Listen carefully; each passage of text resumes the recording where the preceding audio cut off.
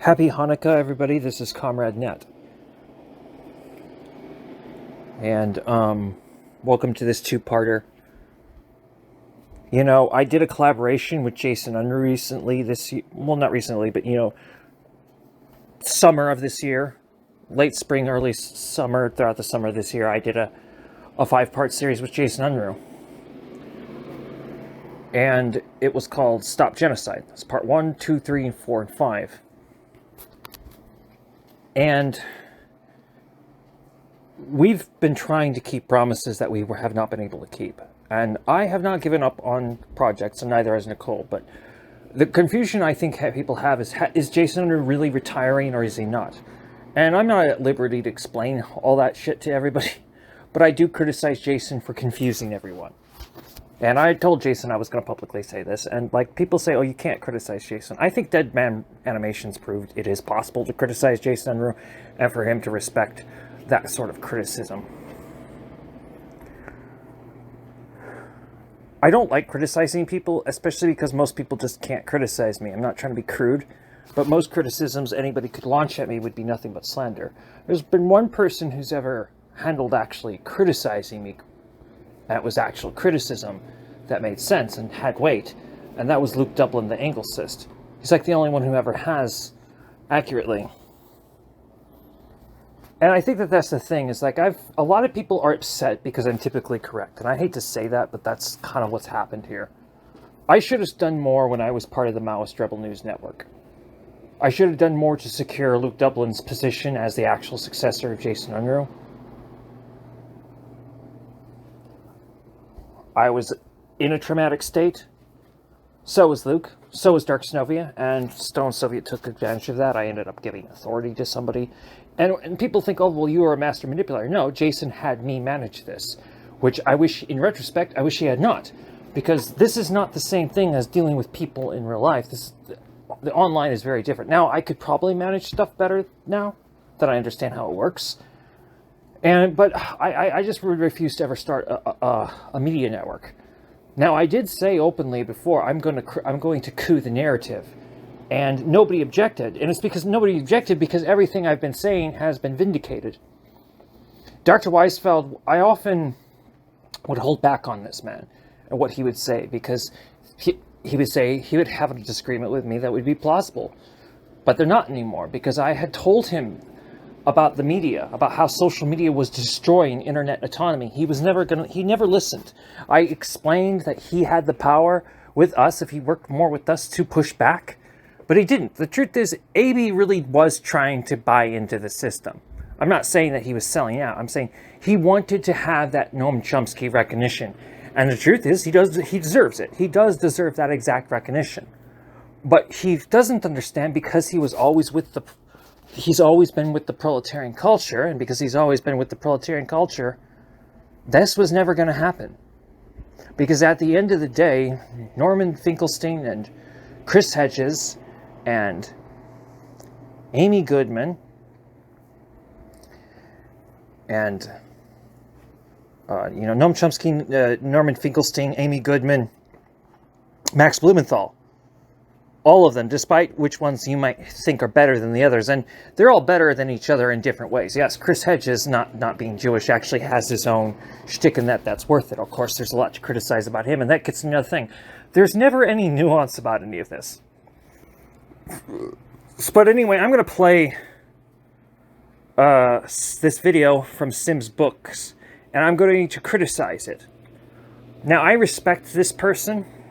This person is a fellow member of Diaspora Judea, as I would say. But I don't think that, and I'm not trying to be crude here, but if you want to know why I say it doesn't matter if you claim secular Jews or there's more secular Jews than religious Jews, there are no secular Jews. There's non-observant Jews. This gets into how bastardized the West has confused people about what religion is. And I don't want to get into a diatribe about that. I want to defend the meaning of Hanukkah. There are two basic meanings of Hanukkah. One is the miracle oil that lasted for 8 days, but the other is a legitimate anti-colonial fight against assimilation, which Sim's book just completely ignores and misunderstands. And now it is definitely true that Hanukkah is misused by Zionists because they like to connect it to Zionism, but they shouldn't. And it is true that when the Maccabees took power, it became tyrannical. But what's missed is their actual fight against the Hellenizing colonizers. I'm sorry, that was perfectly legit. And we can get, and I will get more into that. But first, I do want to say, anybody who claims to support me, do not attack Sims Books. Sims Books, in my opinion, would be an ally, except for the fact that Sims Books would never give me the right of day, because whether people believe it or not, it's actually usually the more secularized Jew that is usually more bigoted. I'm not even that religious of a Jew. I'm just observant enough to be called Orthodox. And it doesn't make me homophobic, but people often assume that that's what comes with that. And that nuance needs to be explored a bit more later, too.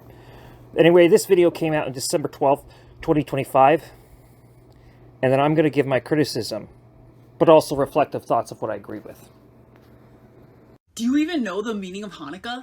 This time of year, that's something Zionists like to come into the comments of anti-Zionist Jews and say. But there is no the meaning of Hanukkah, because meaning is something that human beings construct based on their context and lived experiences. But I believe those Zionists are referring to the meaning of Hanukkah, which is a glorification of the Maccabean revolt. This was the original cause for the celebration of Hanukkah. But it's not the meaning of Hanukkah for my family. I tell the Maccabean story like this. In 167 BCE, a minority group of radical religious extremists, the Maccabees, decided that the Jews around them were starting to act too Greek. And so they did a mass murder about it, killing a lot of Greeks and Jews who weren't acting Jewish enough. And they established a kingdom where they ruled with authoritarian domination, forcing everyone into their narrow view of religious extremism. But Jews turned away from this meaning of Hanukkah until Zionists restored it. 200 years after the Maccabean revolt, a bunch of rabbis were like,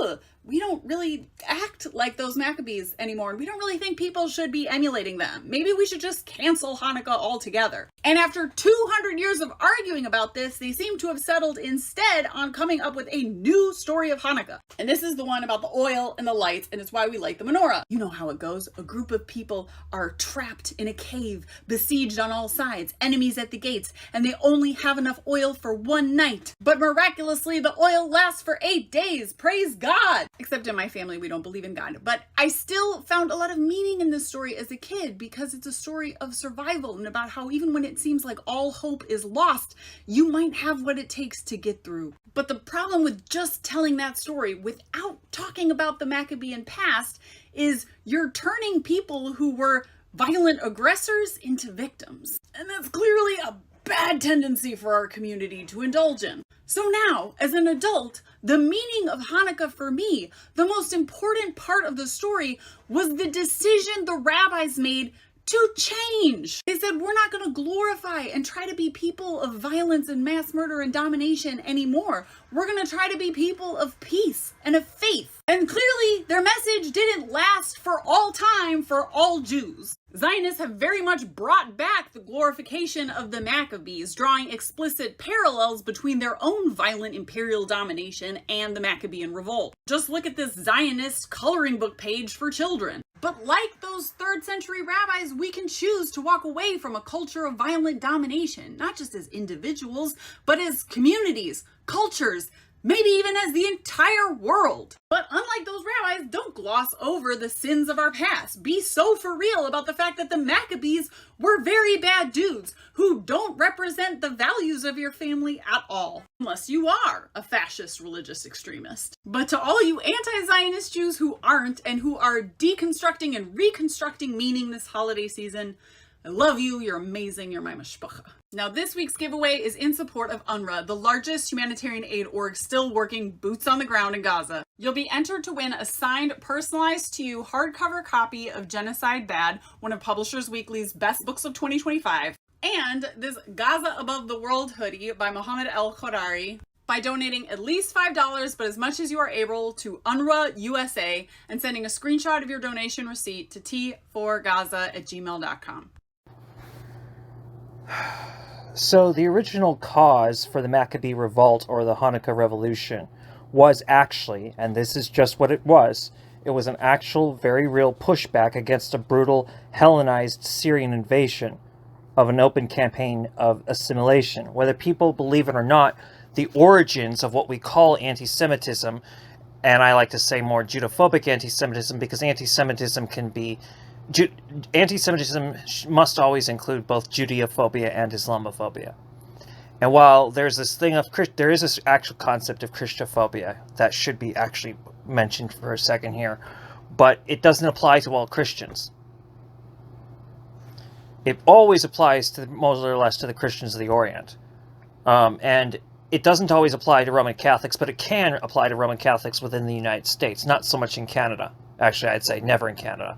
In fact, I would say, unless we're talking about some kind of Byzantine Catholic or a Chaldean, I would say no Catholic or Protestant has to worry about discrimination in Canada. Period. End of story. And when you're talking with the more Semitic, not all Oriental Christians are Semitic, but not every Oriental Christian is Semitic, I should say. But every Semitic Christian is Oriental. But Semitic Christians, any Christophobia that they face is also technically anti-Semitism. Because, and we're talking about, that would apply, by the way, to the Chaldeans, which are the Arabic-speaking Catholics. And that would apply to the Assyrians, Aramaic-speaking Orthodox group, and indigenous, by the way. By the way, this would also constitute a folk. The Assyrians and Chaldeans together technically make a folk because they're one religion, Christian, one ethnic group, and they're a culture. That's a folk. A folk is, so like a nation, to be a nation, it's either connected with cultural religiosity or it's connected through cultural ethnicity.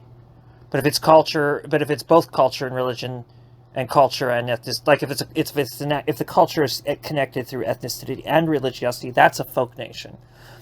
And this gets into another thing, why it's often hard to talk to certain people who don't understand that these words were always misused by fascists. It's why you have to understand black nationalism is about punching up, and it's the only way to actually punch up against white nationalism. No other nationalism could do it, because nationalism is the fusing of the nation and the state together, which itself is problematic. And that's not the same thing as patriotism, which is a loyalty even to the point of dissent of your country, which, by the way, is reactionary when it's done in a Western context. But if it's done from a third world or fourth world reclaiming of their land, it's actually revolutionary. So this is why this is part of why, if you really want to defeat the center left, you have to understand that the power that people like Caleb Maupin have is the power all fascists have. They weaponize certain truths that certain secular humanists deliberately avoid. Humanism, by the way, is reactionary. It's anti-environmental. And I don't care who believes in God or not. God is truth. I don't believe in a fictional guy in the sky. Even if a person doesn't believe in God, I still expect in my presence you to respect the metaphor for the truth, because that's really ultimately the vital variable of what we mean. God is a word we place on a truth we're trying to understand. And this is something that a lot of secular people just don't get. And one of my problems with secularism is it's not democracy. People say it is, but, secularist people don't infringe on religious people. They do all the time. Does the reverse happen? Yes. But this is why you got to separate secularism from democracy. I'm not talking about secular aspects of society. There are monastic, secular, and civic aspects. And civic aspects must supersede both in a civil society. In a tribal society, everything's monastic. And let's get into that for a second. Monastic does not just refer to religion. If you're talking about, guess what? If you're talking about anything transgender, that's a monastic matter. That's not a secular matter. Because your private parts, what your gender, what you're trying to change into a transition because you believe that, or you hold or stand, so whatever the proper way to describe it is, that the gender that you are doesn't match the birth sex, basically, and you must therefore transition away from that, and whatever that means to you, that position is a monastic affair, because it's that personal. That's monastic. So, if we're talking about entertainment, extra luxuries that we don't need but we can afford because all the real needs are met, that's all secular. Entertainment is part of that as well. Civic has to do with law. Neither secular nor the monastic should be in charge of that. And see, that's one of the reasons why I'm going to have to pull forward on explaining a lot of stuff. Even though a lot of this may offend Dr. Weisfeld, but it doesn't matter. I had friends that some of you know about that died. And I promised I would read out what they wrote, which would go into something called the Manual of Revolution. And a lot of people know Dr. Weisfeld doesn't want me to read out what they said, but I'm going to have to anyway, because I made the promise that I would. And I'm not going to lie, if I could go back in time and not talk about the massacre, I would not talk about it. I know this upsets a lot of people. This hurts Jason, because Jason feels like him knowing about this actually changed his life, and it did, because it was proven to Jason, but Jason was allowed to see a lot of things that a lot of people weren't allowed to see. And some of people saw a lot of things, and that's the thing, is like, that's why I don't like to talk about it. But there's no going back. I've already talked about it, is the problem. It happened, and I'm not going to lie and say it didn't happen. But it put my family in a very precarious situation. And because of that, once I was talking to my son about this affair. And this was a while back, and I was like, you know what? Nobody ever hears that people do understand what I'm going through. Would you be willing to relay all that back in the recording? And he did. And this is what he said. Oh, but by the way, let me just clarify, just to recap. The original cause for the Maccabean Revolution was, in fact, a fight off in a simulation. And whether you believe it or not, they weren't a small group of radical extremists. They were very popular. Matisyahu and his son Yehuda HaMaccabee were very popular in their time. Sim's books came in late, by the way, into this struggle against Zionism, promoting a mix of their... I say there because I don't know the pronouns, and so please forgive me, but like, I'm trying to respect that. But like, came in with a mix of colonial views, but also a principled anti-right-wing politics. I say colonial because most secular Caucasian people don't realize how colonial they sound to a lot of us. I'm of a Sephardic Jewish background. I know, and I'm part of a group effort, by the way, to bring the original Mizora, which is possibly, yes, a concoction of medieval rabbis, but with it and what academics would show us, but not in an academic way. I think academia is a bit colonial, to be honest, and that gets into my work as an urban scholar and all that stuff and how to utilize the best of academia. But that is one thing I notice about academics, they become a bit colonial. And so does almost anybody that gets a book deal. Or they already have to be that way.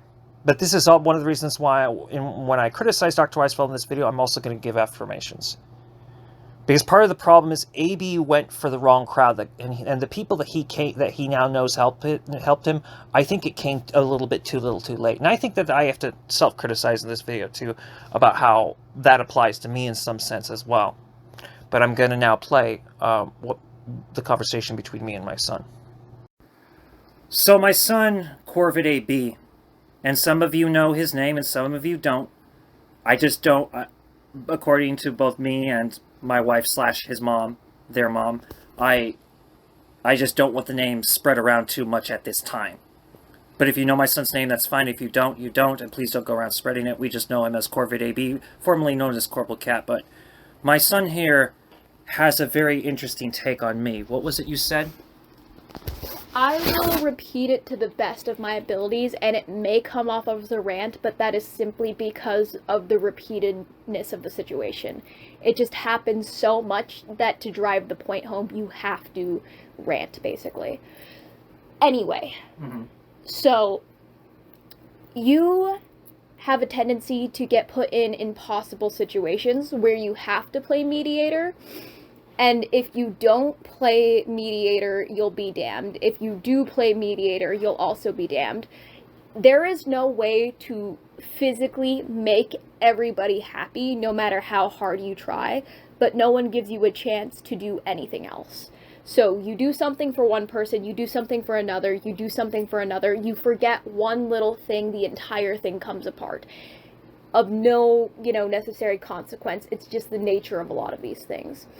And then you do something for somebody, you do something for another person, you do this, that, the other. The things that you do the things you do for one person make another person unhappy. That's fucked. So then you instead do things for one person and not the other. And then they're mad at you, and still the person you're doing things for is also mad at you because you can't do everything for them. And you have needs that need to be met that aren't being met. You have people that really need help that you help, and you give them the emotional and necessary assistance that they need, but you don't get any of that yourself. And you're basically put into situations where it's very difficult to be a good person because you cannot be doing 10 people's jobs, but you still have to. And I think part of it is because you're unemployed, people see you as an asset. Because you have a family who loves you, people see you as not emotionally as bad as other people. Because you have, because you're male and because you're cisgender and because you're straight, you have privileges that a lot of people don't, and people don't take your emotional needs as seriously as they need to be taken. And you can't even expect anything from them in return because they obviously aren't in a position to help you either. You just have to help them even though you physically cannot take it. And it strains your relationships. You're being pulled in so many directions. You've bit off way more than you could chew long ago, and you can't spit it out. There is nothing you can really do to get out of it without leaving a ton of scorched earth behind you. And when you inevitably snap and snap and snap because you're not at your full capacity, you haven't been at your full capacity in years, and it's only chipping down and down, you might get, a little bit back up every once in a while. But if you think about it like a disabled person, if you put a disabled person in burnout, they're going to be in burnout for years, and it's going to physically harm their body. I mean, and I don't know if you mind me sharing this, I'm sorry, but you are underweight, and it's because of the physical stress on your body. You are physically breaking down because of the stress to your body and mind. And there is nothing anyone in your corner can actually do to help you because of their own issues without expending and ruining themselves the way you have for others. Thank you. Actually, that's creepy. That's actually terrifyingly accurate. And the fact that you're the only one that realizes that is something I'm grateful for. I've known you for years. I'm probably the person you see most often and talk to most often. I think I overburdened you with too much facts, honestly. I didn't mean to. I saw your vulnerabilities, if you want to know what I mean. Like, I identified them really quickly. As somebody who is physically and mentally disabled, I see myself in you and the way my disability affects me in you because your body has been put through the level of stress of a disabled person. That was Corvid AB, my son, everybody, the anarcho-bundist. Thank you for your time on that and your perspective. Listen, this needed to happen at some point. This shit can't keep happening to you. It's a little bit disgusting how everybody treats you so expendably when you have a fucking family to deal with. Yeah, well, that's one of the reasons why I'm not a communist, is that's considered degenerate to be married and have children. It's just the truth about the communists. Point for another day. Indeed. So I should mention that I did that recording a little while back with my son, and I just have now placed it here.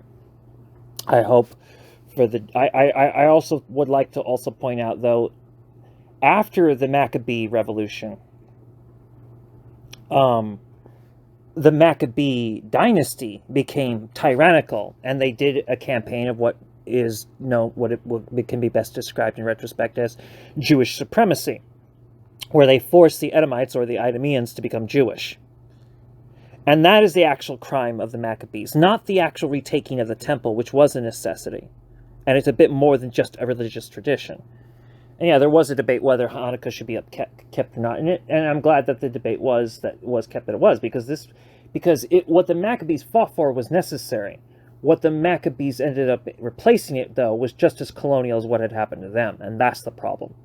And by the way, these are the roots of Christianity. And that's what bothers me about Sims' books, is Sims' books will criticize religion, but without understanding what gives rise to it, and why that's often necessary, and that the real solution often for a lot of us is, and that gets another thing, belief in God does not have anything to do with religiosity necessarily itself, although they can intertwine. And there's a lot, I shouldn't have to justify these things. That's what bothers me.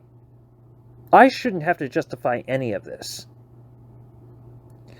And that's the problem, like, for all the Western world, none of us should have to justify ourselves to you, but I often do. Like, I often find myself, as much as AB criticizes the West, justifying an Oriental position against his own Westernism. It's a problem almost all Ashkenazim have with secular... Sorry, it's a problem that almost all Sephardim have with secularized Ashkenazim. Now, I'm secularized, I guess you could say, Sephardi. The problem with Dr. Weisfeld is his life was him fighting to not be assimilated. Mine was fighting to regain my heritage, which was ripped from me, and my assimilation was a lot more complete at birth. And I had to fight to get back my heritage. So part of what that does is that gives me incentive then to see when Dr. Weisfeld says something embarrassing, it's when he tries to speak for all the Jewish people, but he messes up or dodges some facts, or he thinks that his academic information about Ezra matters when it doesn't. Like, I'll give you an example. What matters about Ezra is true that he disenfranchised the Samaritans. That, by the way, wouldn't even be Jewish supremacy. That would be Judean supremacy. However, and yes, there is a difference between Jewish and Judean, but there's also not, and I can explain a lot of that, and that's what I need to do. And I have to justify such statements that very few people have said. But I'm not the only one that have said it, but because I'm one of the few people that have said it online, people then assume I invented it. And that's the precarious situation I should have never got involved in. I should have never engaged with anybody online. That's really what I believe. But a lot of people say that, well, a lot of other information wouldn't have come out if you were on there. And it depends who says that. Like, there's some people that think that I'm a puppet master who controls everything with strings, and there's other people that think that I'm just a pathetic peon that answers to everybody and has no spine. When the truth is, no, I'm just somebody who has convictions about certain things. And I won't tolerate an incorrect when I know it's incorrect. It's one of the reasons why Dr. Weisfeld and I have had strife, is because often he's incorrect and then I end up vindicated, and then he gets angry at me, or then pretends that he always had the right position about certain things. It's an annoyance, and I never do this to him. Now, I have done other things, though, and that's what pisses me off, is I have let other people use me against him a couple times in recent years, which is one of the reasons why I've changed my tone. On my particular channel, I'm going to badmouth whoever I want, I'm going to praise whoever I want, and if I criticize somebody and then also give them affirmations, I'm going to do it that way. I don't care if that goes against Marxism, because people expect me to still criticize Dr. Weisfeld, although, God damn it, I swear that I did already in the Stop Genocide series. So all I will do is recontextualize what was said, but then I'm also going to give affirmations, which I guess I didn't give enough before, in my opinion, which people are going to be pissed off about. So people are going to find this underwhelming regardless. My new criticisms, which I'm already laying out right here, is that Dr. Weisfeld did not listen to any of us when we said that this media, social media, he should have helped us push back against it, and it might be too late, because what he doesn't realize is the old internet is dead. And that's one of the reasons why I'm going to be working with everybody who was ever involved with the MRM network for us to finish our promises. I'm not in control of anything. When I said to people I'm going to coup the narrative, I said that nobody's going to stop me, because that's what my job was. I was there as the cleric of public relations for optics, something Dr. Weisfeld doesn't understand, something Jason often needed help on, something Nicole is really good at, something that Dark Snovia just gets better and better at as he gets older. And anyway, what pisses me off is I told people to subscribe to Dr. Weisfeld. If you have disagreements with him, engage with him. But did you guys do what I said? No. And now his channel has been removed. Why? Because he's Jewish, and because he actually took a bullet for Palestinians, and all this stuff. And this is who the real Jewish face is. While he often does speak for us unnecessarily, it's not always the case. I think he does more or less speak of Holocaust memory. And I think that that's what bothers people. He does, technically, including my family. Which is why I'm going to criticize him in the next video on this, a bit about this, because to save his reputation, because he speaks even for my family in this way, I do have to criticize him as a responsibility of that to keep his reputation intact, and that's something he just doesn't understand. But anyway, this next video. And by the way, Dr. Weisfeld, Microsoft does not own YouTube. Google owns YouTube. I do want to say that. But this video came out on November 29th, 2025 from Dr. Weisfeld. And gosh, this is just really heartbreaking. After that, I'll have more to say.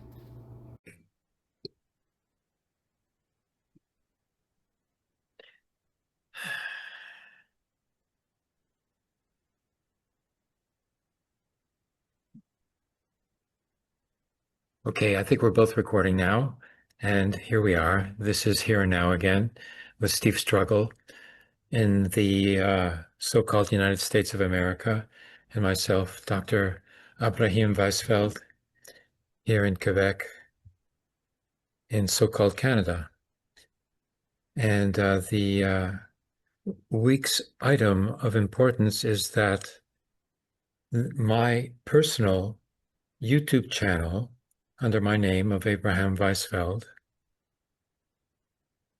and a second channel called the Bundes Movement, which is under my email address in the Google account, have been taken down.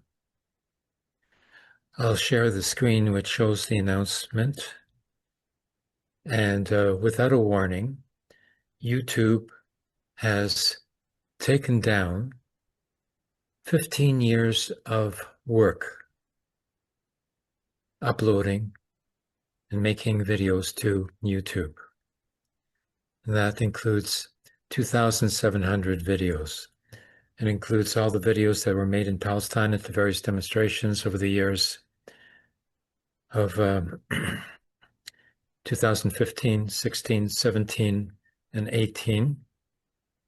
It also includes entire historical documentary series on the student general strike here in Quebec, over 7 months, videos of all the demonstrations that grew from 10,000 to 50,000 to 100,000 to 300,000, and won the general strike and stopped the increase in tuition fee for universities here in Quebec, and also resulted in the Prime Minister resigning, calling a new election, which he lost.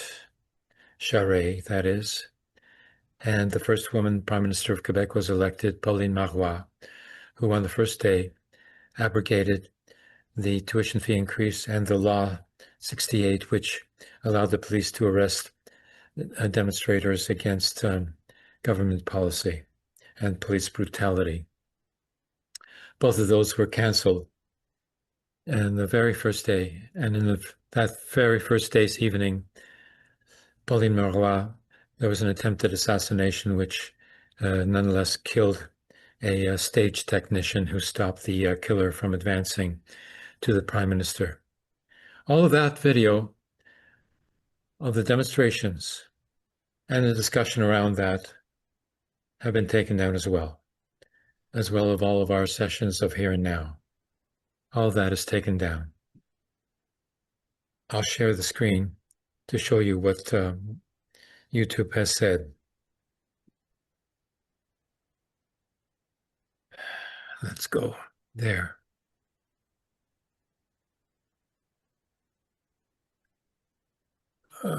Where is it? Where is it? Where is it? There it is.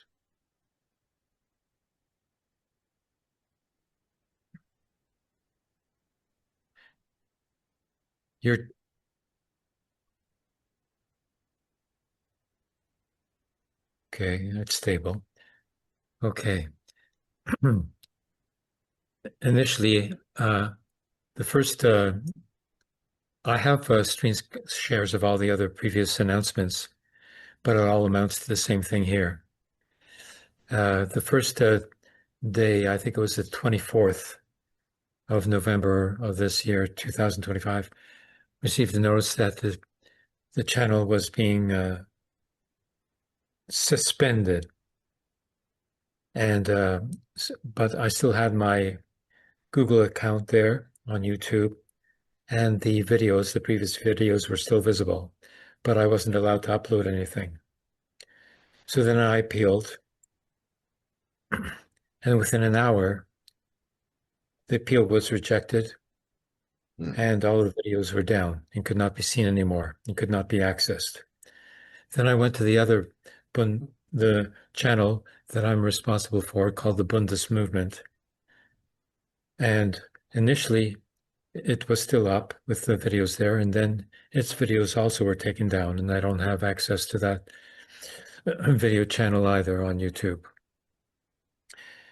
Now, the reason I give here, we've taken a careful look at your channel again. This is after the appeal.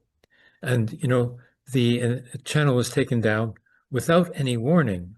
The protocol of YouTube is to provide 1, 2, and 3 warnings before they actually touch a channel. But in this case, in my case, there was no warning whatsoever, not even one warning. And after appeal, this is what it says. We've taken a careful look, 1 hour, at your channel again and confirmed that it violates our violent criminal organizations policy. We recognize it's disappointing news. Oh yeah, but our goal is to keep the YouTube community safe and supported. All of a sudden, I'm this big threat after 15 years. Currently, your channel does not have access to YouTube's pilot program. To apply for a new channel, please stay tuned. Oh my. So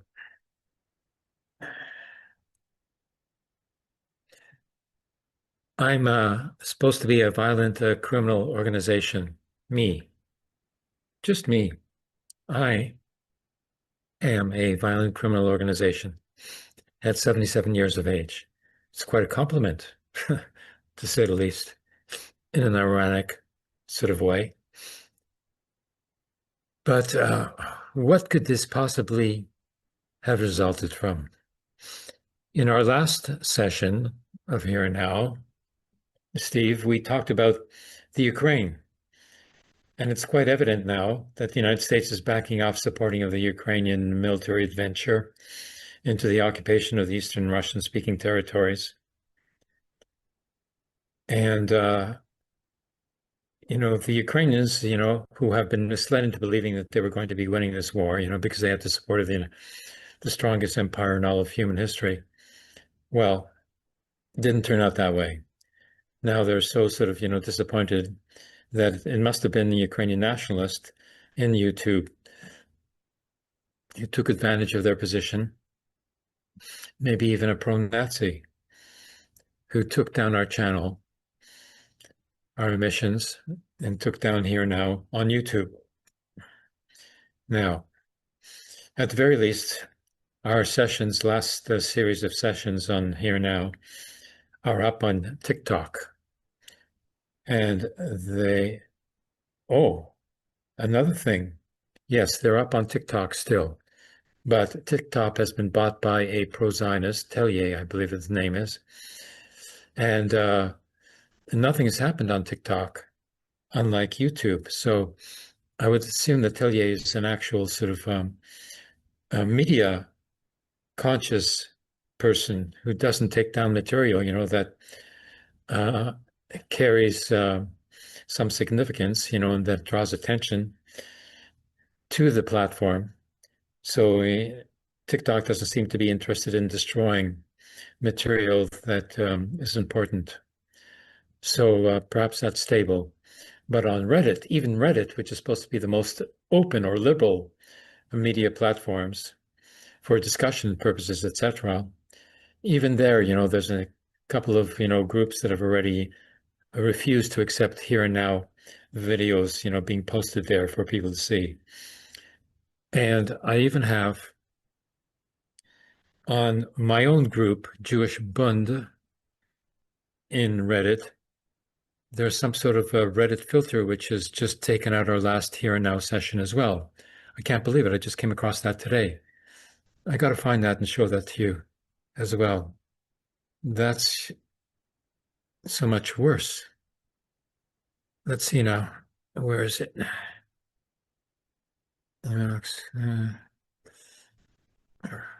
Reddit, where are you?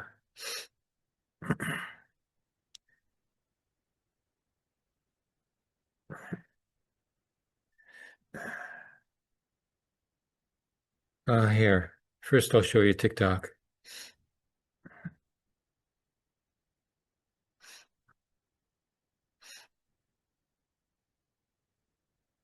So here we have TikTok. And here's our last session here when we discussed the Ukraine. There's the map showing practically all of the eastern territories of Donetsk, and Lugansk.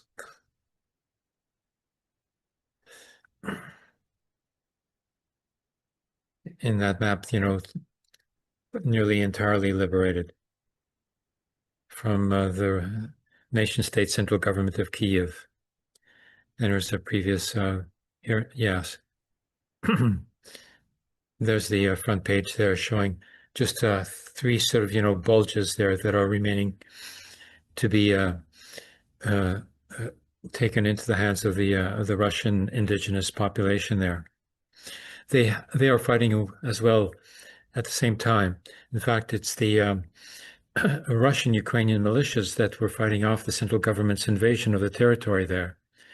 And they appealed for help from the Russian Federation. The Russian Federation, with the SMO, Special Military Operation, came in there to help them resist the occupation from the central government. And now that campaign of both the local Russian militias and the Russian Federation State Army, the old Red Army, which is still the Red Army, basically, came in to help them, and they started to push back the Ukrainian invasion. Now there's only those three bulges there on the left that are remaining to be liberated. So that's TikTok. Now, for Reddit, let me give you the story on that. Just give me a pause here so that I can find it first, and then we'll go back to recording. Okay. Hi. I just paused on recording. It's okay. I'll speak to you later about Microsoft. Okay.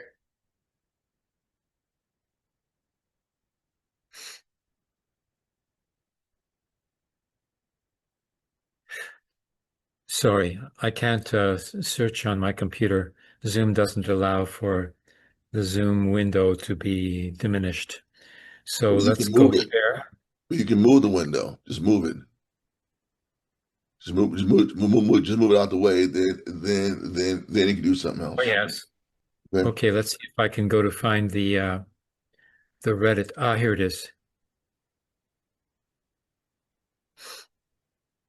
Yes. Okay, I'll go back.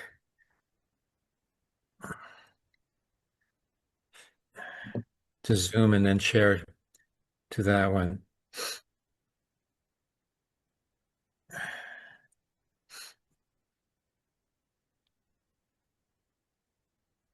Okay.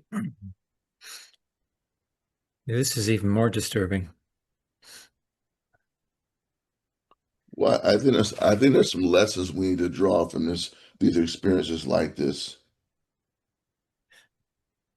Okay, so here we are. Why, it's really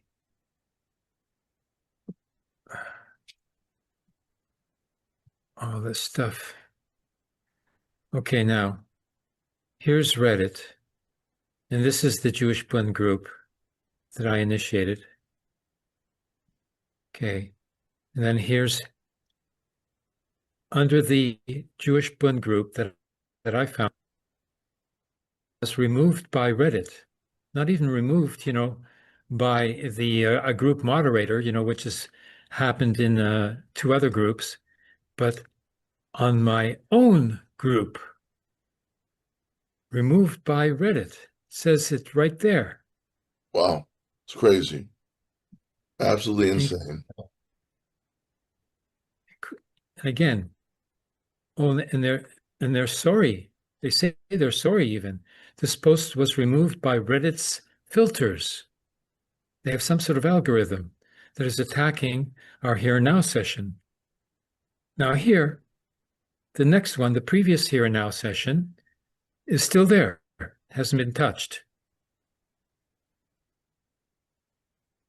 And then a previous one on the 26th of October, sorry, this post has been removed by the moderators of Israel-Palestine. Yeah, that's the group that had banned us previously.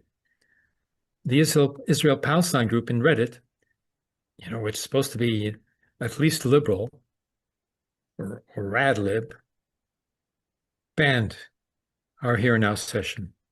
But here's now the same session now, which is still up on the Jewish Bund group.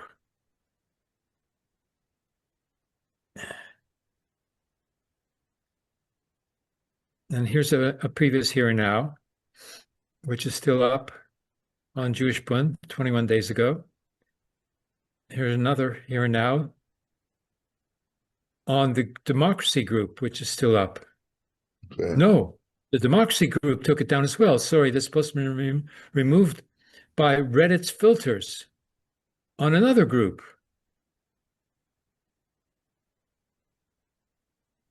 In the group Democracy. It's not even removed by the moderator of the group. It's been removed by Reddit.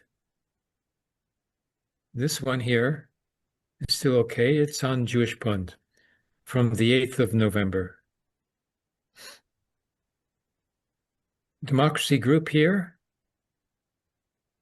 A Democracy group.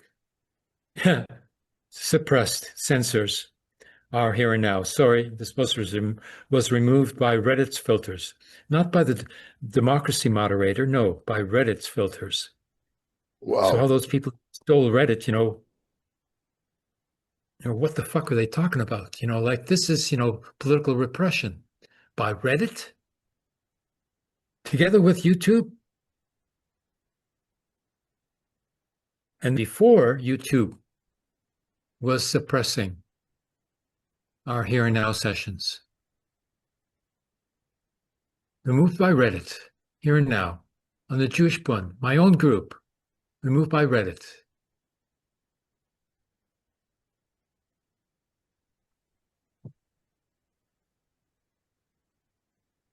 Okay.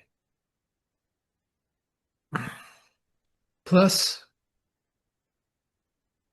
there's another platform that has been censoring me. What was that? Even though I haven't been expelled, and that is an email group list of 600 called Mark's Mail that was started by Petros and invited me to be a member of this group because, I was a prominent sort of organizer in the Trotskyist movement in the 70s. And I was included in this email list, which is basically mainly, Trotskyists. In fact, it's 600 Trotskyists in both the United States and Canada that are combined in this group, in which they discuss, usually, irrelevant material on the definition of labor theory of value or whatever, like they get into these, obscure discussions about, what Marx meant, in capital, a certain, paragraph. And so at one point, they were so reactionary that they only allowed, for plain text that was clipped of any excessive,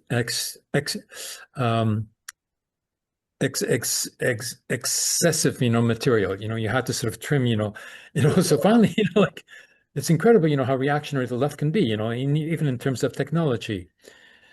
And this group, immediately after the October 7th, 2023, a Palestinian attack, on the state military forces of Israel, the Zionist state, I was banned. I couldn't get up, like anything, thing on the on that email list, that would defend the Palestinians against the accusations, the false accusations that were being made by the Zionists for months. Then finally, with the protests coming along, they finally realized that they had to jump on the horse and pretend to be, in solidarity activists, and these are Trotskyists who are supposed to be, revolutionary socialists, who are supposed to be more radical, than the communists, Well, a bunch of but, reactionary rad libs. That's all that they they're are. not. But they're not. They're No, not.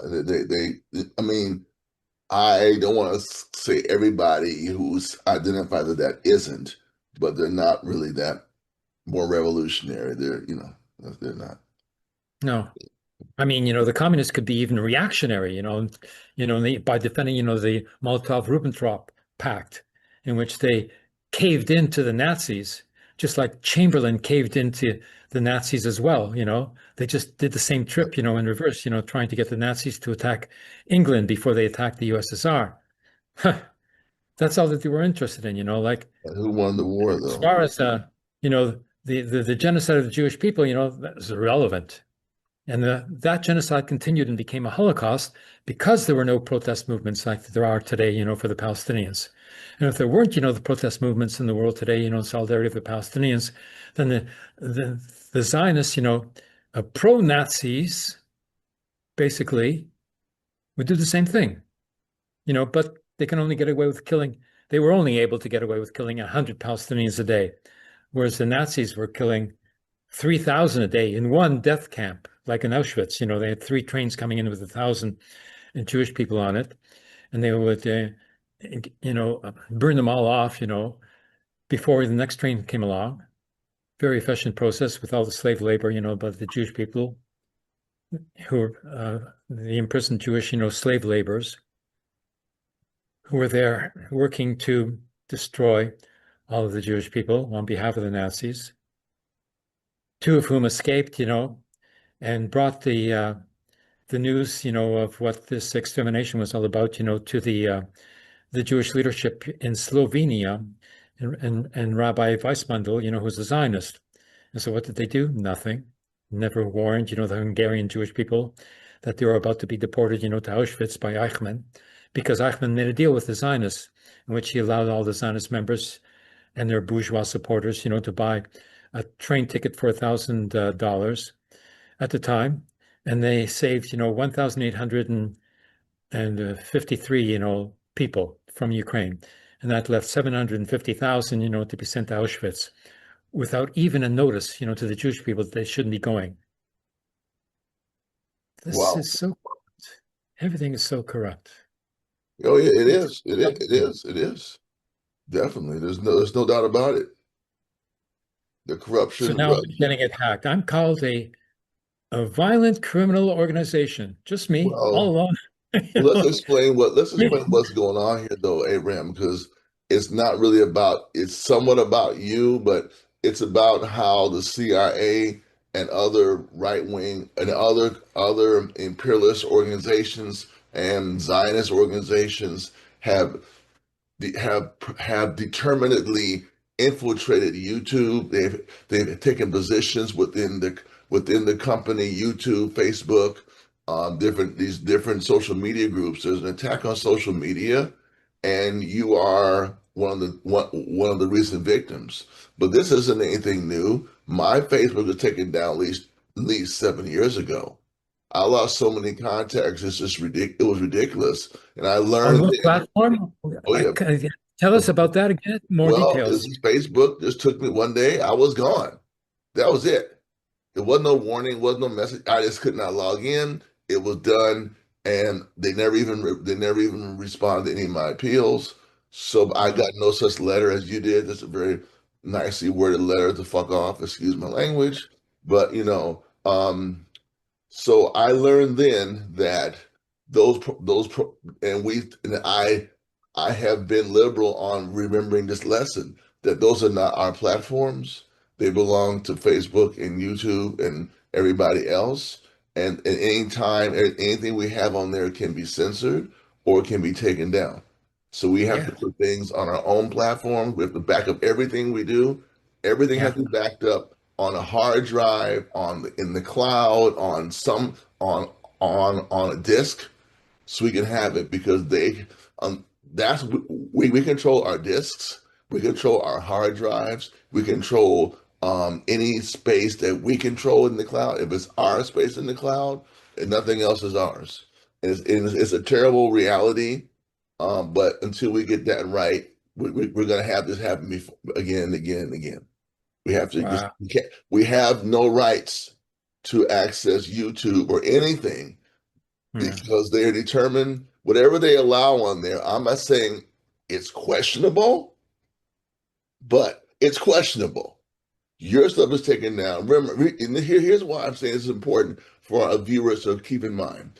You are the person who said, let's contact Alameen to have him come on the show and put his stuff on the show. You said that. And then we contacted Alameen, and then we found he was not getting his mail, and then we contacted the Anarchist Black Cross and found what happened and spread to our audience. Who else did that? Nobody. Nobody in that did that, but this show. That's why they took it down. I'm not saying that's one thing. We've always been clear on our anti-imperialism, our support for national liberation, our support for the Jewish Bund. We have not equivocated on that. So when you have those kind of positions, eventually somebody knows about this program. They probably review the content regularly for words, or they have their computer algorithm monitors. Hey, what happened on this program here? Let's check it out. Somebody speaks without even showing their face. That's interesting. Whitesfield. He got it. And they said, let's watch this channel. So they probably been waiting, just waiting to take it down. Yeah, I mean, But some programs are not taken down. And I always say, I wonder why it's not taken down. Not because they're reformists, but who is taken down?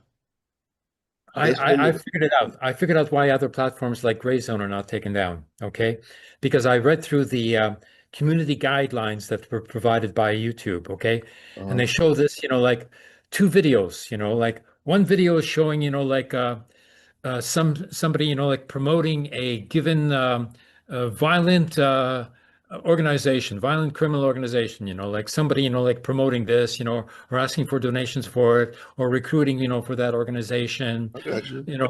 Or supporting their, terrorist acts against civilians, Then they show another video with somebody sitting behind a desk, like a journalist, facing a screen and interviewing somebody, about the same thing, but not, endorsing, the actions of that particular, event. Okay.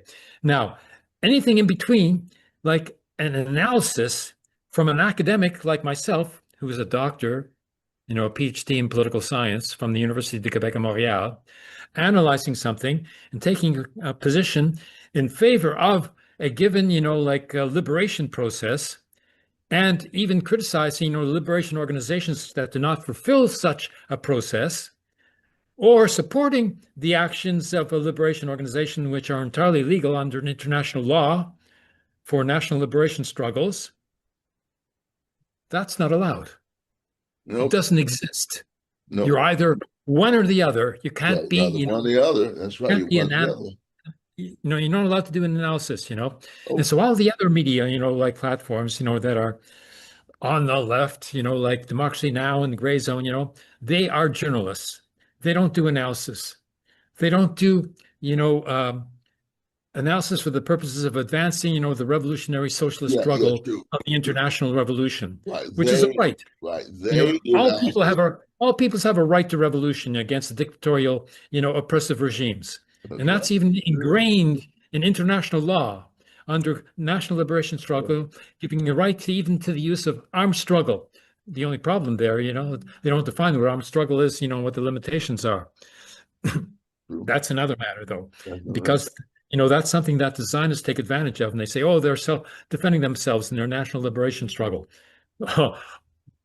And so all of this, is stuff, that's up in the air, and the only people, that they sort of, focus on is somebody, like us, who are talking about the ongoing struggle from a sympathetic point of view, with solidarity for people. This gets banned. and you get banned on Facebook. Oh yeah, No, this is not acceptable. Not yeah, acceptable.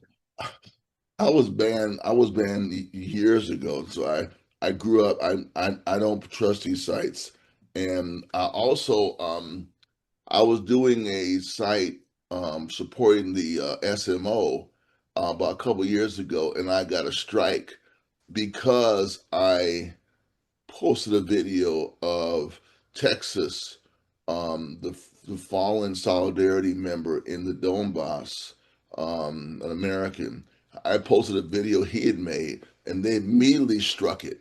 So I said, "Okay, I'm backing off of this because this is going to Mm, be take." I said, "Oh, I'm back off of this. This is clearly not allowed." And they didn't play. They didn't mess around. I found out someone there was a community, someone in the community flagged it for Facebook. So sometimes there are agents mm, who are agents of Facebook who monitor sites and then they report it to, I mean, excuse me, YouTube. Then they report it to YouTube. It's not always YouTube's algorithms. There are spies from the right mm, whose job is to monitor our stuff. That's their mm, job within their right organization. I'm not sure what it's called, but they exist. And I tracked the guy down and I actually wrote him what the hell was wrong with him. I actually did write him. He never responded, but that's how when I got that strike, I said I'm gonna back off of this and just do here and now, because that mm. was too it was too forward. I would have gotten banned plus. I said I can't take that heat right now. I can do here Mm. and now and just do this in some other mechanism, which I use other media, which I'm not going to talk about on this show, to support the SMO. I do it differently, not on Facebook. It's Yeah. almost banned. It is Mm. because but that's the position of the government. That's Yeah. Mhm.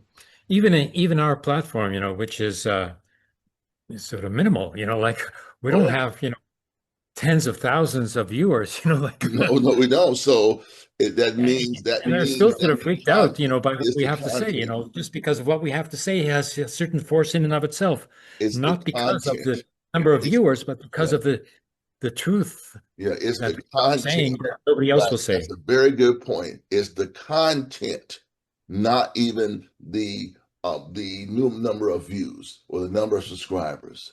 This is considered dangerous. That's Yeah. what they ban is dangerous. And you are no more of a criminal organization than I am, or anybody else who has a political view that's clearly at odds with Facebook and U.S. imperialism, who they Yeah. see as dangerous. Some, Yeah. now I'm going to say it again, I'm not going to mention names. Some groups are not going to be knocked off Facebook. They may have a million subscribers. They're not considered dangerous. Yeah. They Hmm. call you dangerous. Yeah. Okay? Yeah. Yeah. Dangerous Because criminal organization. we go beyond Yeah, right. beyond the so-called pale. Beyond the pale. No, no, no. Can't Yeah. that is forbidden. The word Yeah. forbidden. Yeah.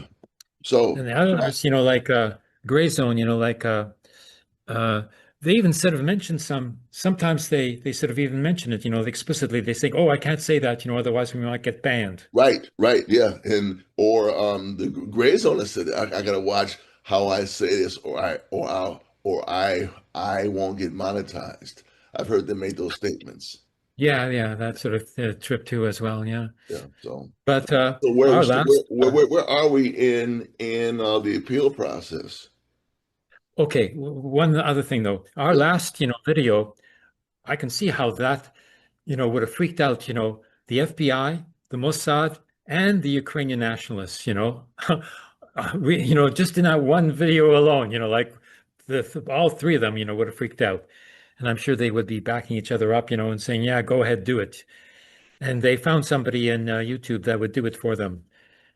And so I've appealed to YouTube, but, the only answer I got back, was that they removed all the videos that were there. Okay. May I So, may I make a suggestion? but I Yeah. have another piece of information. Okay. Okay. Okay. I'm sorry. YouTube is owned by Microsoft. And I found out that I can file an appeal with Microsoft against YouTube itself, which is what I'm going to, Okay. so it's, we're moving up into the upper echelons, of the Sure power are. structure.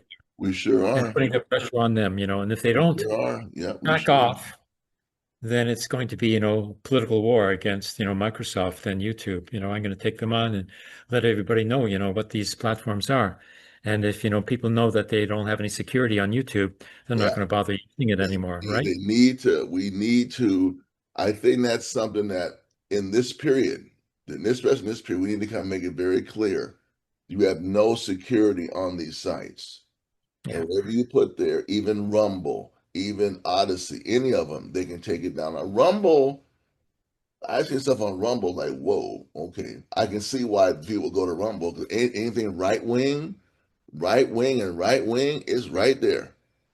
And that Hmm. is I mean, that's I've seen stuff on Rumble. Because I've seen advertisements for ICE. Wow. Advertisements for, yes, advertise, like, click here, join. I said, whoa, I was stunned. And I clicked, and there it was. Oh, do they say how much they pay Oh, salary? yeah, they do. How much do they get They have a $50,000 bonus for joining? for Just for joining. joining? Just for joining. Oh, I couldn't. I couldn't believe it. It's right there. I was like, "Whoa, 50 grand." I said, "Huh? wow. Yes, Well, well, yes." we should join up, right? Get the damn money. Get the money and get out of there. I couldn't believe it. I was like, "Whoa!" But I had heard that they have a humongous signing bonus. Well, Wow. they're looking for law enforcement. They're looking for former military and former police. That's what they're Oh, looking yeah. for. So our application might have screened now, but we need to get a friend or two to sign up. Hey man, why don't you just see if they call you? You have to show me the check. Here's the check. Oh no. 50 Hmm. grand. 50 Wow. grand to Yeah. sign up. But you have to qualify him, like from what True, I've seen, true, true. But to you never qualify, you need know. They may be you, you, you you you have to never have, know. not only, like a former military or police, you have to have white skin, I think, that seems to be the I case. don't know about that. I don't I've know. only seen one black guy, who was an ICE, out of all of the videos that I've seen of ICE True. Yeah, operations. me too. That's true. That's true. That's Yeah. very true. Very true. That's very true. Yeah. Wow. 50 grand. Big And maybe numbers. from Five Texas zero. as well. Where's the money coming from? The money, wow. Yes, well, the money, where is it coming from? Uh, I mean, that's a lot of money for a signing bonus. Let me tell you something. That's a lot of ducats. You have 100 yeah, people, yeah, 100 people, that's $1 million to $5 million. yeah. That's 100 people, $5 million. I mean, that's a lot of money, man. That's a And Trump lot of just sent money. Trump has just sent an additional 500 National Guard troops into Washington. I'm gonna say 500. that's not what happened. He didn't have no mass rebellion. I don't really necessarily believe what we're hearing about this guy, but if say he was a trained killer from Afghanistan who worked under the CIA, he had no problem shooting somebody. That's what he's been doing all the last 10, 15 years. Uh-huh. Why he Oh, did it? Why he did it is another issue. Why? did you hear that the guy who shot the two National Guard Yeah, officers in Washington was a guy from Afghanistan who had I been know. one of the Afghani uh, in translators, who were working for the CIA. Okay, Not translators, brother. He was he part of was a the mercenary, he was a killer. These a were killer mercenary. squads. These were killer Uh, squads. And it was not run by the Afghan. He was directly under CIA control. So uh, you know what they were doing, okay? so he was granted refugee status in the United States. They Yeah, brought him over, to save yeah, him, because he yes. was Right. close. Yeah, Okay. yeah. He wasn't gonna make it in Afghanistan the second they left. No. Yeah, And he's the one, took out the two National Guard he soldiers sure there. is. One of their own. Hmm. Blowback is Very something, interesting. man. Yeah. Yeah. Incredible. It Incredible. really is incredible. Who else? I mean, what else are those guys doing? They're not sitting around twiddling their thumbs. Hmm. You know what I'm saying? When these cats who got that military terrorist training, when they come around, they're gonna be doing the same stuff, right? Yes, they are. That's what they're good at. They're gonna find some network, some criminal network, some drug network, some spy network, something, man, or start their own spy network. Perhaps work for Israel. Who the hell knows? Hmm. Who knows? And it's not in news, is it? It's not a news story, is it? No, no, it ain't. So definitely upsetting to them. They don't like this at all. Oh no, no, no, no, no. Yeah. Actually, those National Guard troops, man, they ain't really running around. Those guys just collecting a check, man. They ain't doing. I Yeah. mean, shooting them is not even. That's not even on our agenda. I'd rather give them a flower and talk to them and shoot them. Why shoot them? I don't think that's a good thing to do. Yeah. I don't. Yeah. I mean, we can. They're blue collar and blue and pink collar kids who got a job because they need some money. That's why they're in the guard. And then they may be ex-military. Just go talk to them. It ain't gonna hurt you to say, "Hey, how you doing, man? Why are you here anyway, dude? My name's so and so." It ain't gonna hurt you to do that. It may break down the barrier between us and them. I Well, don't yeah, think that's what I do with the Israeli soldiers. When I right, meet them at right, demonstrations, when I go to right. the Palestinian demonstration, I walk up to the Israeli soldiers and say, you're not here to protect the Jewish people. I'm Jewish. I know. I'm a second generation Holocaust survivor. You're here, because you're making a ghetto. Right. So so shooting those cats is something. No one shot any National Guard yet, have they? No. Have they might beat them up? No. They're pretty much leaving them alone, which is the thing to do. So this isn't something that nobody can support. This is ridiculous. But Yeah, Trump's going to use it. Trump's going to use it. Put more guard in DC is not the response. The response is get these fools who are your ex-CIA killers off the streets. That's the response. That's who took the boy out. Wasn't nobody from DC who shot him. No, this guy traveled there supposedly carry out the hit. So he may have been told to do that by somebody. well, We'll see. we're not violent. Right, We are exactly. We're for not. self-defense. That's not. Yeah, we're When not for that. we can We're not for that. achieve, yeah, when we can achieve, like a peaceful solution by peaceful means, Exactly. then why not? Why Why not not? try? Why not? Yeah, why not? And like I said, I'll make this very clear. We don't support the president of the National Guard troops, but we're not for shooting them. No, that's not what I mean. At the most, we may have a demonstration. They may be protecting something. Okay, we got that, man. We Yeah, have to make block them, put right. Yeah, yourself in, yeah, right. like a victim in the Right, in right. bush, We that got sort of that, thing. but That's what they're doing we now. ain't here to give you we ain't here to give you no drama or no excuse to attack us, because Yeah, I know you were made to come here. I yeah, got that. Ain't nobody gonna be shooting at you. No, no, no, none of that kind of crap. No, right. that's not where we're coming from at all. And so far, our movement has not done that, have we? No, no one's No, attacked the National Guard or Army. Nobody's been attacked at all, which is good. That's good. We've shown the yeah, discipline. No, we're not going to attack these cats. No, because that's yeah, what Trump wants. Trump wants to yes. attack them. Now, where violence is necessary, that was taken up by the Jewish Bund, because my mother's brother was a fighter, warrior, partisan, fighting against the Nazi occupation in Poland and in Russia. Okay, so he was, refuged in a Russian forest there that was surrounded by the Nazi occupation of Russia during the Second World War. And he got, a lot of people out of the Warsaw Ghetto, including my mother. They set up an underground railway, and they were in the forest there, and they were partisans, they were warriors, and they were taking on the Zionist military, the Nazi military occupation. Sort of, I've made an amalgam of the two. Okay, what was their criteria? What was the protocol of the Jewish Bund? Okay, I'll tell you what it was. First of all, any soldier who's attacking needs to be stopped by military means. There you go. And the safest military means to do so is by killing the soldier who is attacking you. You're not going to walk up there and try to disarm them because you're going to get killed. So in order to stop them from killing others, you have to kill them. That's the first target. But even before a soldier, you have the officers who are ordering the soldiers to kill. Okay, the soldiers' officers were the first target of the Jewish Bund amongst the Nazis. Take out the officers, the soldiers, rethink their sort of, like orders. Secondly, the soldiers that do attack, need to be taken out. Thirdly, any informers who turn over people to be killed by the Nazis had to be killed before they would do so.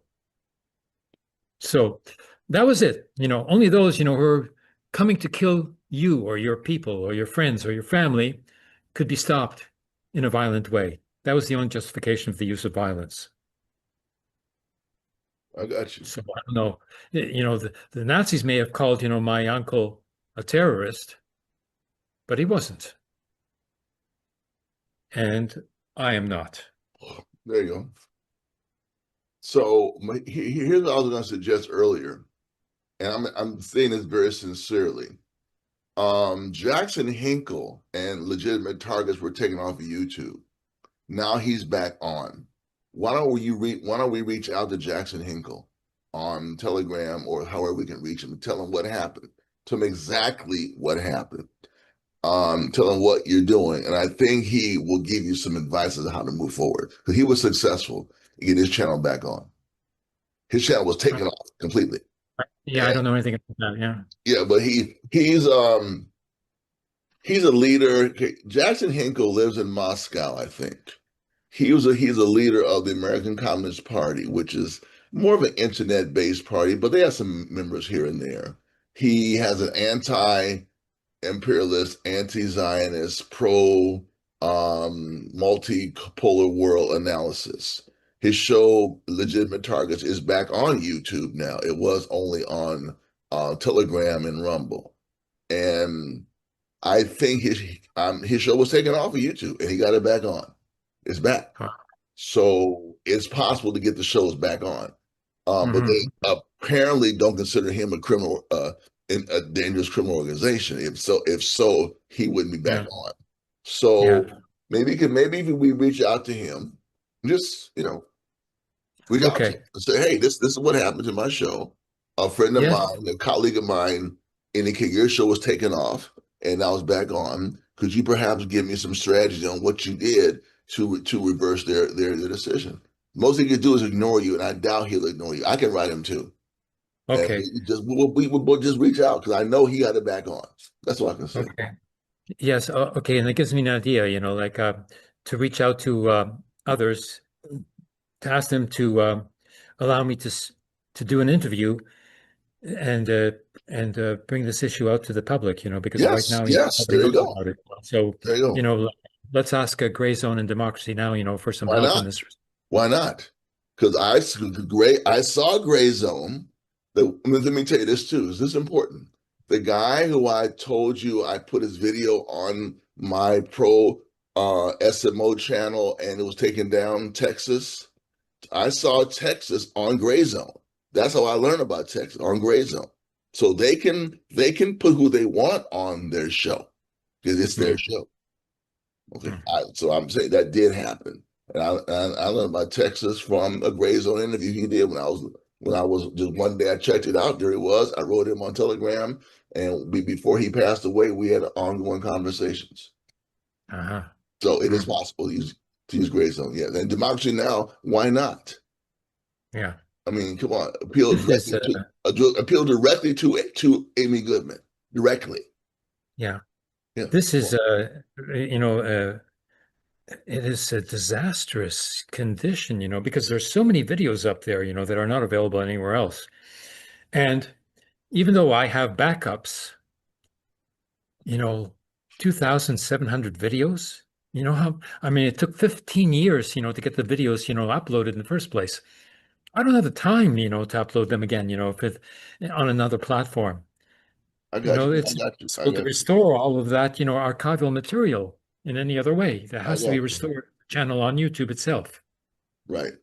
I got you. So you're right. Okay. So we'll pursue all those avenues, and also I'll make an appeal, with Microsoft against YouTube, and then we'll report on this next week as to what we'll definitely make a report. Happening. Okay. Yeah. All right. Cool. Very good. Okay. That's enough for now. At least it's going to get up on TikTok. Right. and it'll get up on my channel on YouTube. Okay. It'll be there. Okay, so further going into this notion of Hanukkah, I want to make also clear Zionism is different from Jewish supremacy and Judean supremacy. And one of the things that actually the rabbis did was they outlawed Jewish supremacy from Judaism. And Zionism is not Jewish supremacy.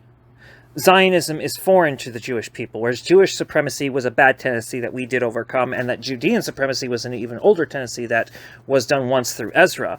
And by the way, you can't remove Ezra from the Jewish people because Ezra was instrumental in protecting the Jewish people. It just unfortunately was done at the expense of the Samaritans. And we as Jewish people, we need to honor and respect that about Ezra, while also honoring and respecting the Samaritans and respecting that they have traditions that diverge from ours and that theirs might have more correct to it. But we can't say that it's all correct because, for instance, there's a large section of the Jewish position that says that we should be vegetarian. This would never work in the Samaritan tradition. There's a lot that I should say about this, but if you are Jewish, you are part of a nation known as Diaspora Judea, and I'm going to get into that later too. But this, I'd also want to say things. I don't really support the squad, but I do respect the squad. And what Dr. Weisfeld misses in the video ahead of time is Azio Cortez is not really part of the squad. She's COINTELPRO. She's there to destruct the squad. And the fact that Dr. Weisfeld can never see that is just so angering to me because I deeply respect this man, but this man sees through a utopian lens that I definitely don't see. It's one of the reasons why I can't talk to him is because I can't stop looking down at him at times, and it pisses me off. I don't want to be like that, but he's getting old, and as the older he gets, the more out of the loop of reality he seems to get with this stuff, and it pisses me off. You should still have your channel, old man, but you don't, because you didn't listen to any of us, because you're such an egoist. I swear I will never talk to that man again. Anyway, this video will link, these videos of Steve Struggle and Dr. Weisfeld link to Steve Struggle's channel. The wonderful thing about Steve Struggle is he's keeping with speaking to Dr. Weisfeld. Despite my anger and my rage fit just there, I expect people to support this. If you are in any way claiming to support my channel, which I didn't ask for a big audience to begin with, but support this. Otherwise, unsubscribe because I don't fucking like you and I don't want you anyway. That's the majority of you. I mean, some of you I like, but, you know, it's just... One thing that this proves to me is just how essential the Bund is. You're an anti-Semite, by the way, if you want to make somebody both a Bundist and a communist. You can't be both. Communists have to think about the commune, but Jews, we suffer with the fact that we're the global scapegoat because the world has been westernized. And until the world is de-westernized, we will remain the world's scapegoat. Therefore, we can't think about the commune like the communists do. We have to think about the Bund, which old school Bund referred to labor Bund, but today's Bund, it refers to Jewish militia first. I mean, it has to be that way because people are asking, should we blame Judaism for this? And that's the danger of where Sim's book is going with this. It's where danger that Dr. Weisfeld at times himself does border on. Like anybody who thinks, for instance, that, oh, well, there was Yiddish and unorthodox, therefore it's still a good Jewish show. No, it was always Zionist. The same actress that played in that movie ended up playing in in the new pro-Zionist Captain America movie that, thank God, fell apart. Like, you have to pay attention to what's going on here. If Unorthodox was such a great Jewish film, why is it the biggest, most favorite weapon used on Netflix by people who want to bastardize Neturei Karta and Satmar? It's because there's an obvious agenda. And that's what bothers me is Dr. Weisfeld can't pick up on the anti-Semitic dog whistles that well anymore. But that's because it's a younger generation. It's not completely his fault. Anyway, this next video came out on December 6, 2025.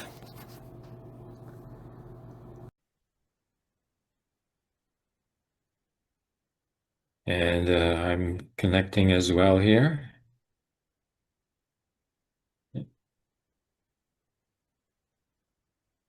And here we go. This is Here and Now. Even though Here Now was banned on my channel on YouTube, here we are, Here and Now. and we continue to operate. The news on that is that there's been no response to the appeals that were filed to YouTube. There are other avenues that are being pursued, but our previous video that we did last week that discussed this censorship and the accusation that my name is a violent criminal organization,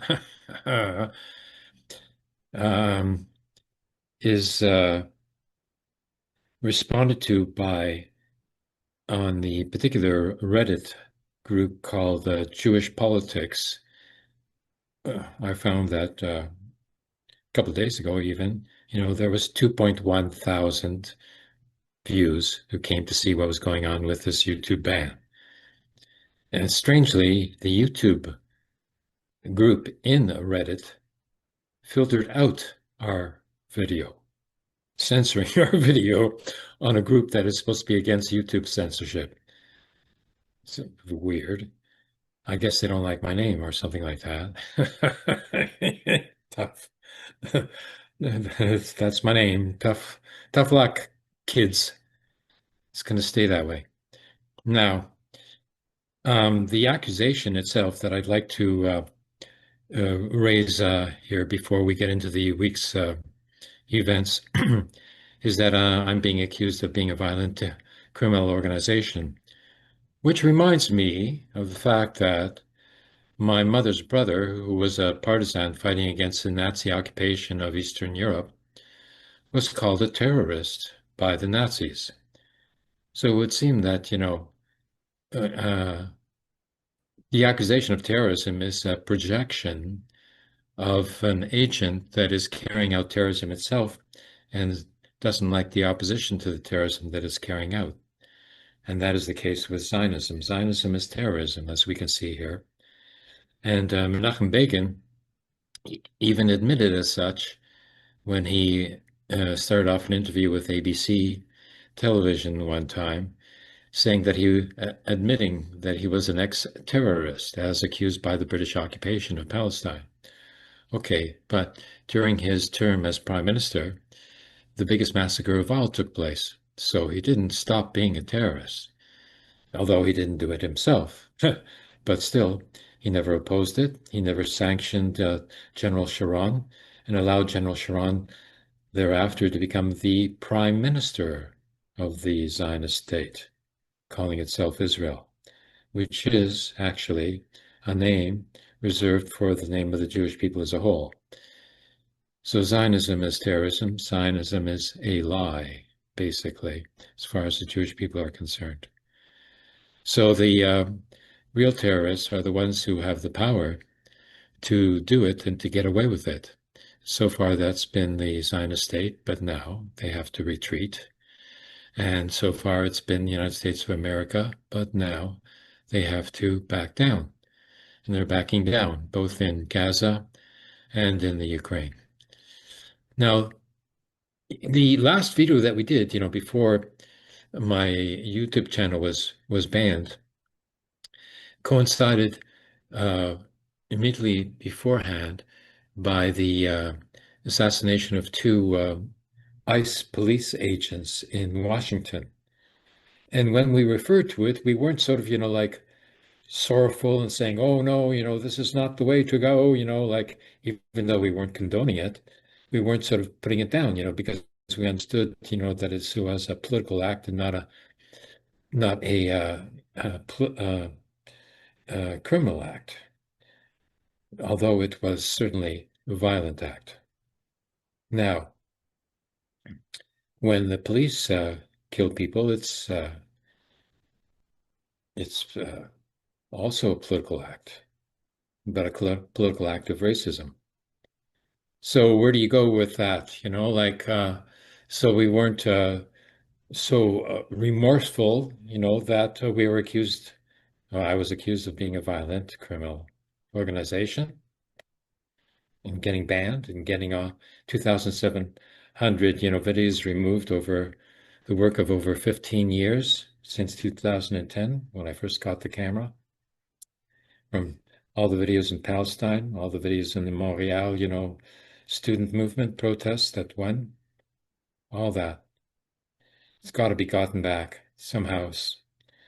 That can't be lost, although I do have the backups. But, to do the work, to get 2,700 videos back up online, is impossible. So the originals have to be restored by YouTube. So there is a lot of insanity happening, some renewed insanity, some greater insanity from the Trump corner of things. So what's happening in the boxing arena there, Steve? He's taken on Somalia now. Like how many countries can he insult? South Africa was insulted previously when the prime minister or the president of South Africa was in the Oval Office, press conference. And the Trump, plays this video of some guy, like mouthing off, about the whites, in South Africa.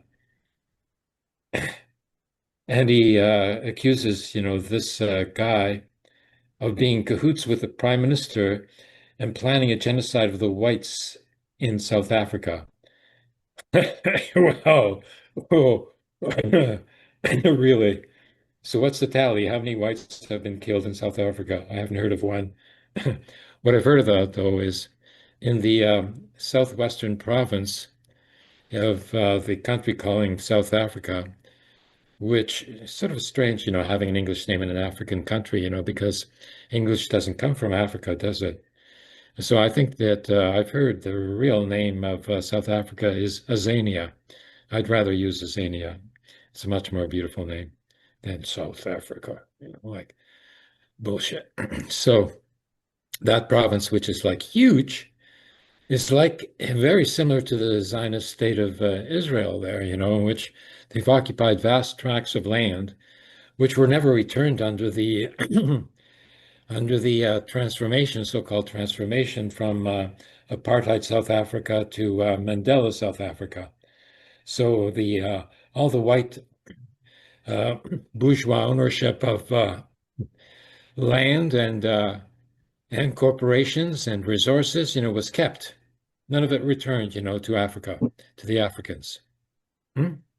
Not shared, just kept, So then they're complaining that they're being threatened, when in fact they are the ones, have been threatening and keep, strong enough, military force probably there in their militias, and their fascist militias, that would be rather difficult, to convince them to give up their stolen lands. It's very much like Zionism. So the Zionist occupation of South Africa, continues in the white supremacist, form, but in the body of the Calvinist colonizers who originally came from Holland and Netherlands with their ideology, with their Protestant ideology, which is now, excuse me, there's a influenza here. And that's, that same ideology, was translated into Zionism, which created a Judeo-Christian, belief in the idea that Western colonialists could take over the lands in the Orient, for their own sake and for the sake of the local population who are too backward, to know how to resist. Well, they are resisting, and they do have their identity, and they are the cradle of civilization. So why should they give that up? No way, no how. Steve, let me invite you in to get down into the nitty-gritty of what the Trump is doing now. Yeah, I think we should really start with the gentleman who was accused of murdering the National Guard soldier. Let's start there because I think if we do start there, we'll get a little bit better sense of what's going on. Okay, so we have um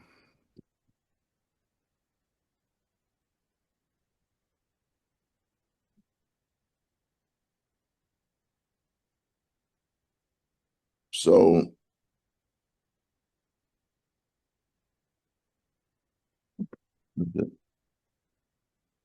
4 days ago,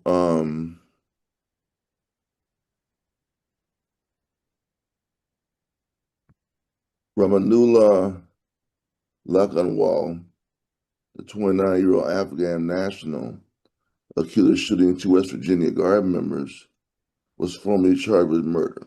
Okay. Now, since that time, since the shooting occurred in Washington, D.C., Trump went on a rampage against immigrants, against Afghanis, and he made some statements then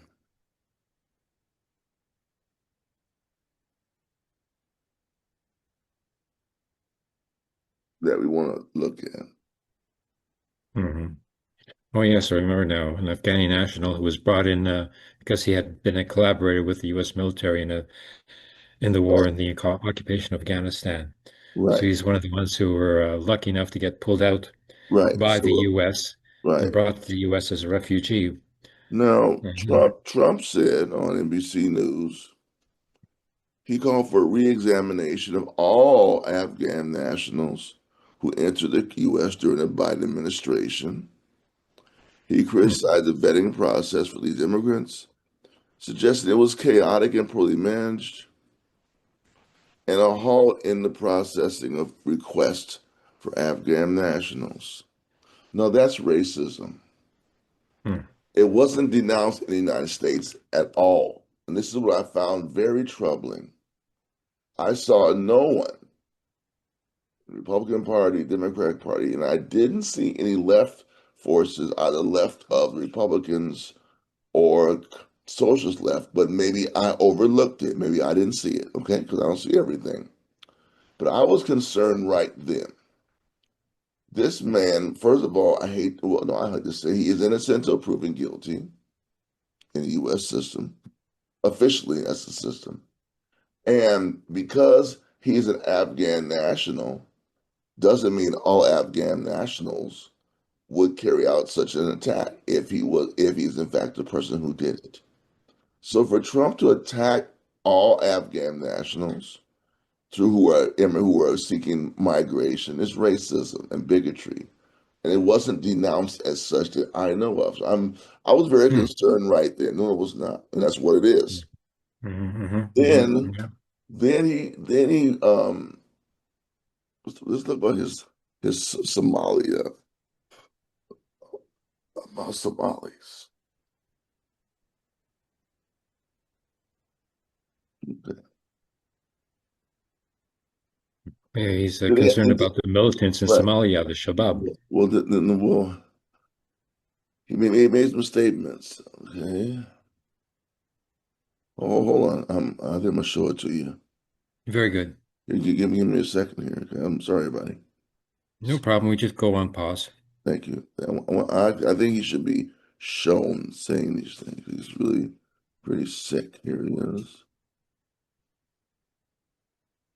Here we go. All right, ready to go. Oh, Okay, you ready? Here we go.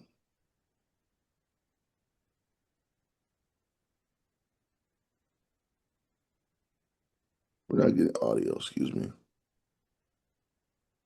Let's try it again.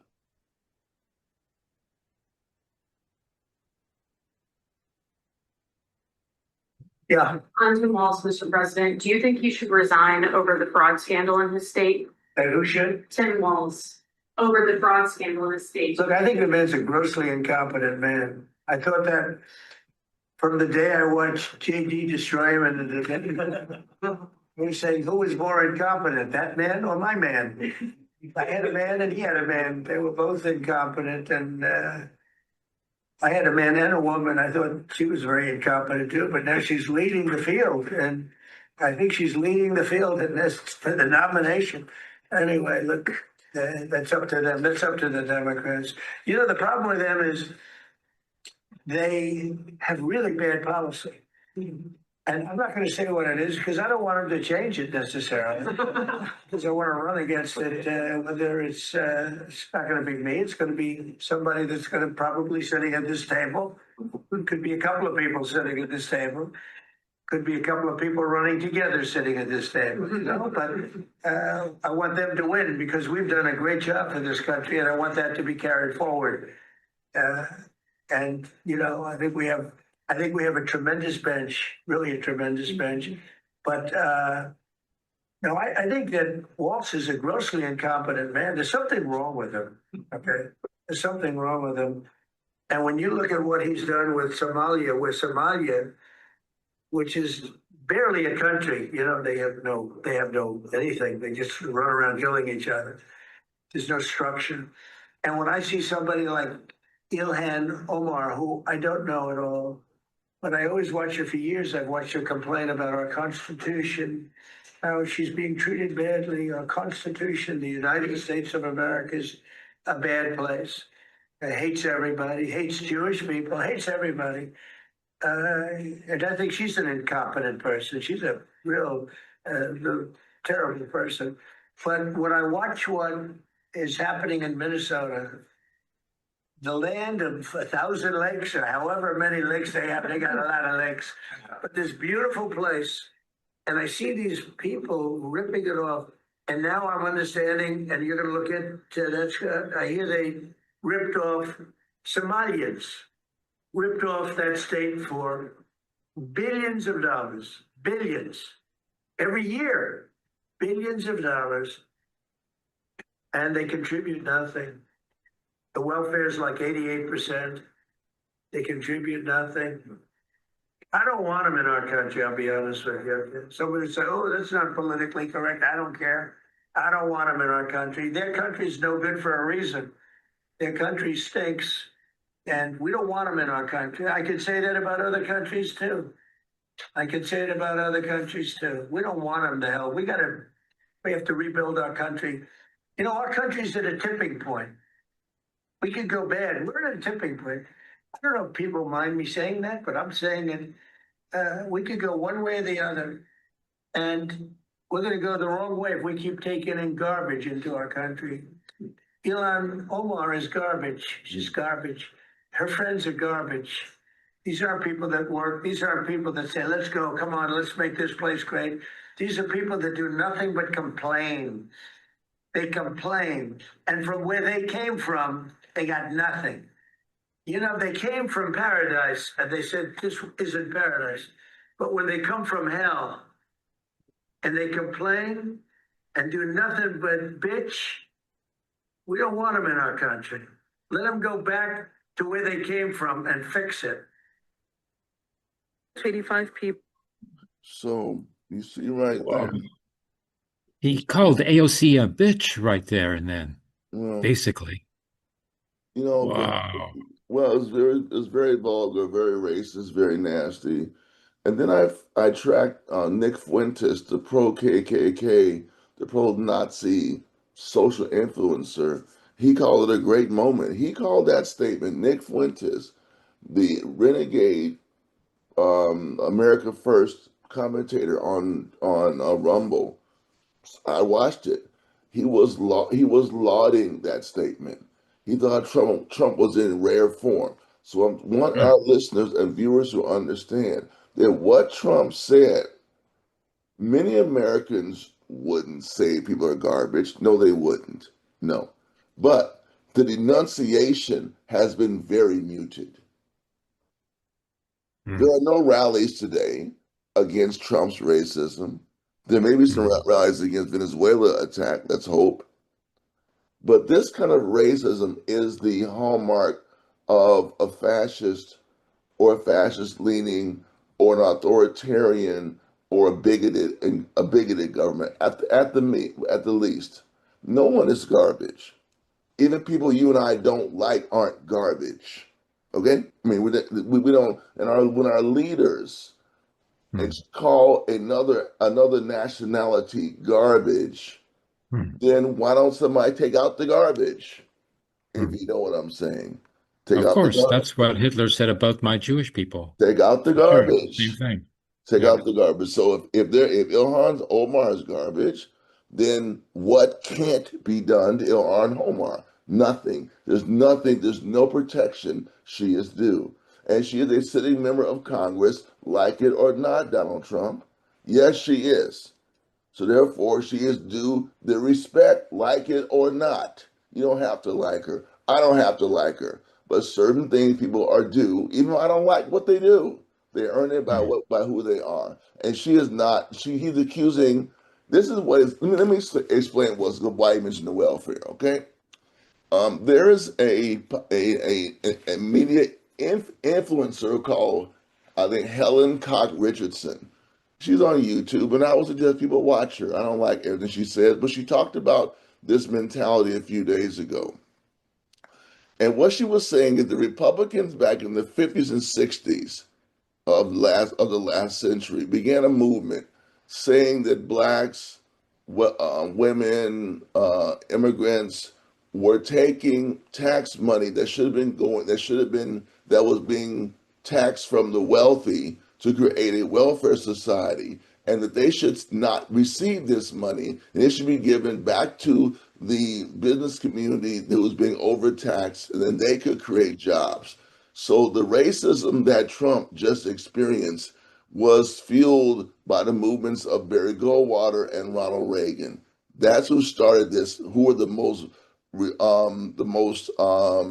notable of the Republican and right wing independent voices who said that all black women were driving a Cadillac with 5 kids, collecting multiple welfare checks.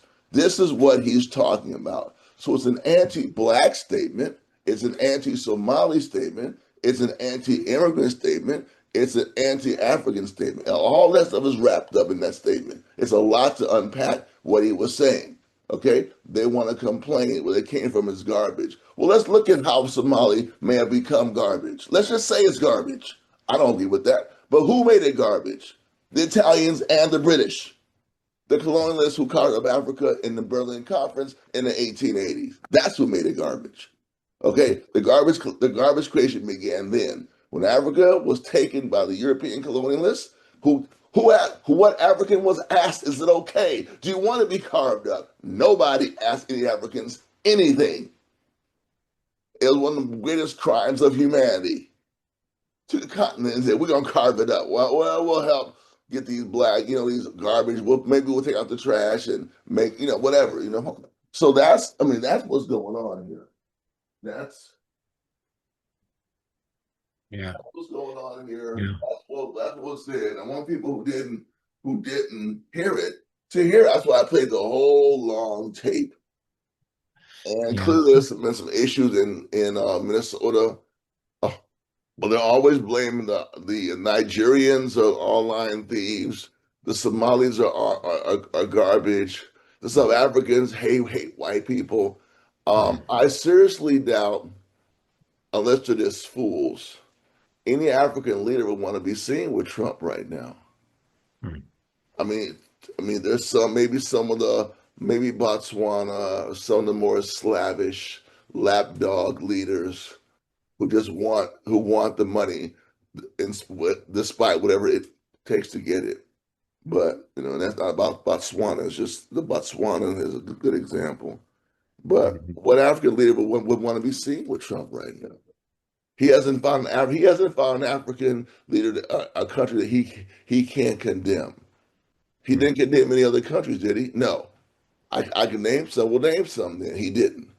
He chose to attack blacks, Africa, Somali, a member of Congress, that kind of thing. And so those two, again, I'm saying it again, there have been very little condemnation.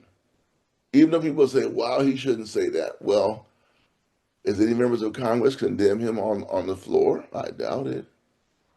How about some organization? I mean, we're good to research what was the impact of this statement on his popularity. And what about AOC? Did she get an opportunity to speak out? Has she taken the initiative? Let's see what AOC has said. Let's look it up.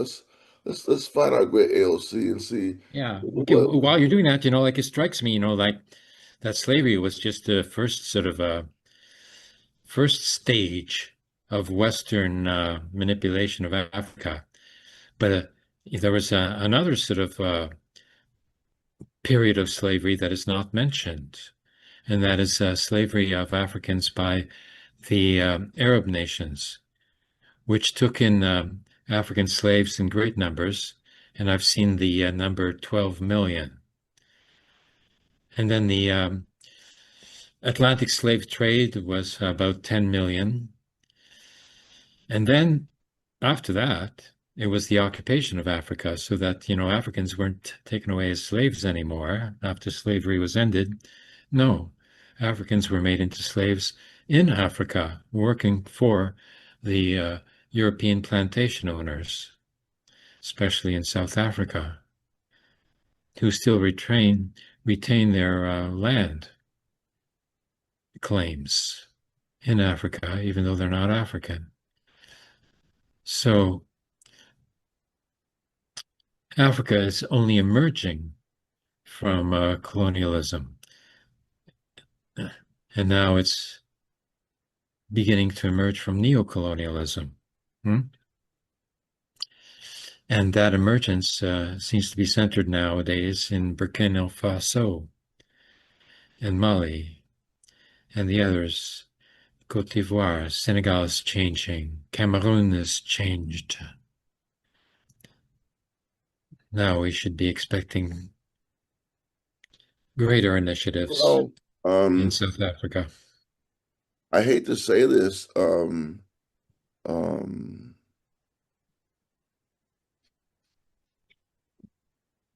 AOC hasn't said anything. Well, I'm looking at her X page. I see nothing. I'm You looking. know, like I know. she I'm should be looking. interviewed on Al Jazeera. She should be doing international interviews. Well, On this. This is an I'm international looking issue. here. And I haven't seen anything. Well, let's look at Ilhan Omar. Okay, let's look at this. Okay. Either she's afraid to speak, or she's been threatened, gotten death threats, and she's afraid to speak, or she's being censored because there are no big international African news media that are going to pick this up, for Africa. So the Al Jazeera doesn't seem to be interested. Well, she made a very good statement. Ilhan Omar has made her statement. I wish we had the video of the statement. We really should play it right here, because her video. I heard no. Let me see. Let me see.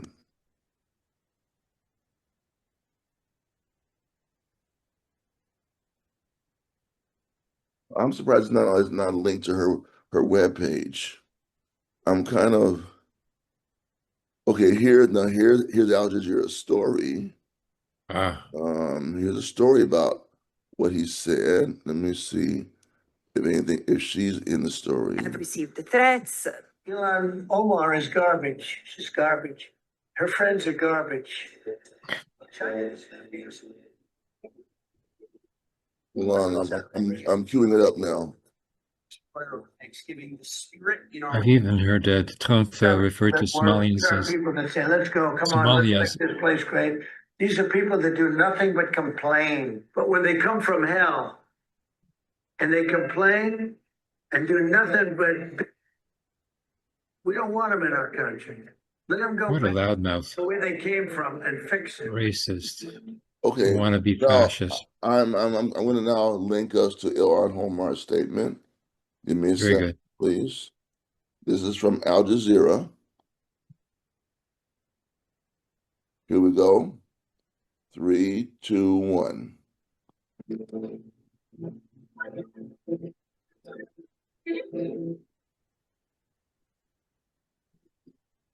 Creepy.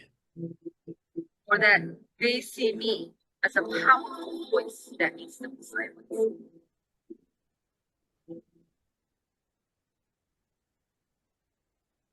Minnesota was promised to us Somalis 3,000 years ago. And if you disagree, you're an anti-Kushite bigot. You need help.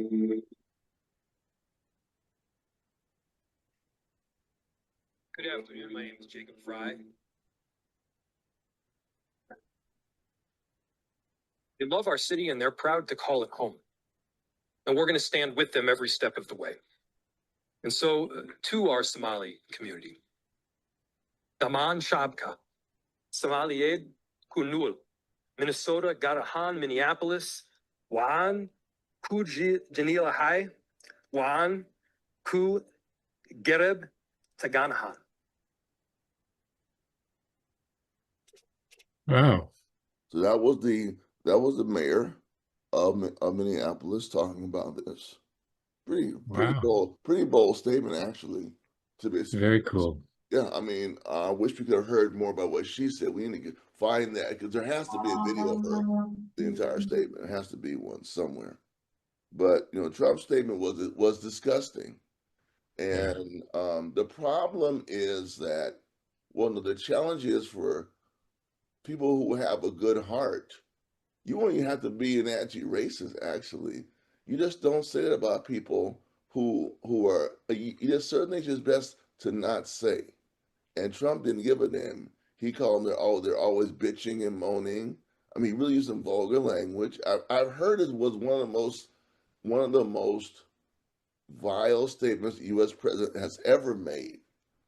It was reported in some areas that this is a statement that most U.S. presidents have never made, have never spoken in such a way. But remember, he called the people when he was the first U.S. presidency, he was meeting with Dick Durbin in England and one of the senators, and he called the people. What was he called them? Please move closer to the microphone. What you're Okay, saying is very okay, important. I'm sorry. Okay, so during his first presidency, Trump made comments. He called them shithole countries.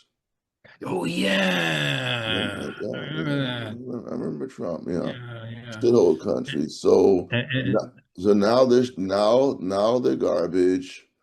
They want to bitch and moan, and they come from nothing. They go around killing people all the time. This is the verbiage of a bigot, of a racist, but it also is the face of anti-black, anti-Asian, anti-immigrant racism in the United States. exactly. And there's proof. Yeah, The proof is, would he say the same thing about the Ukrainian refugees? absolutely not.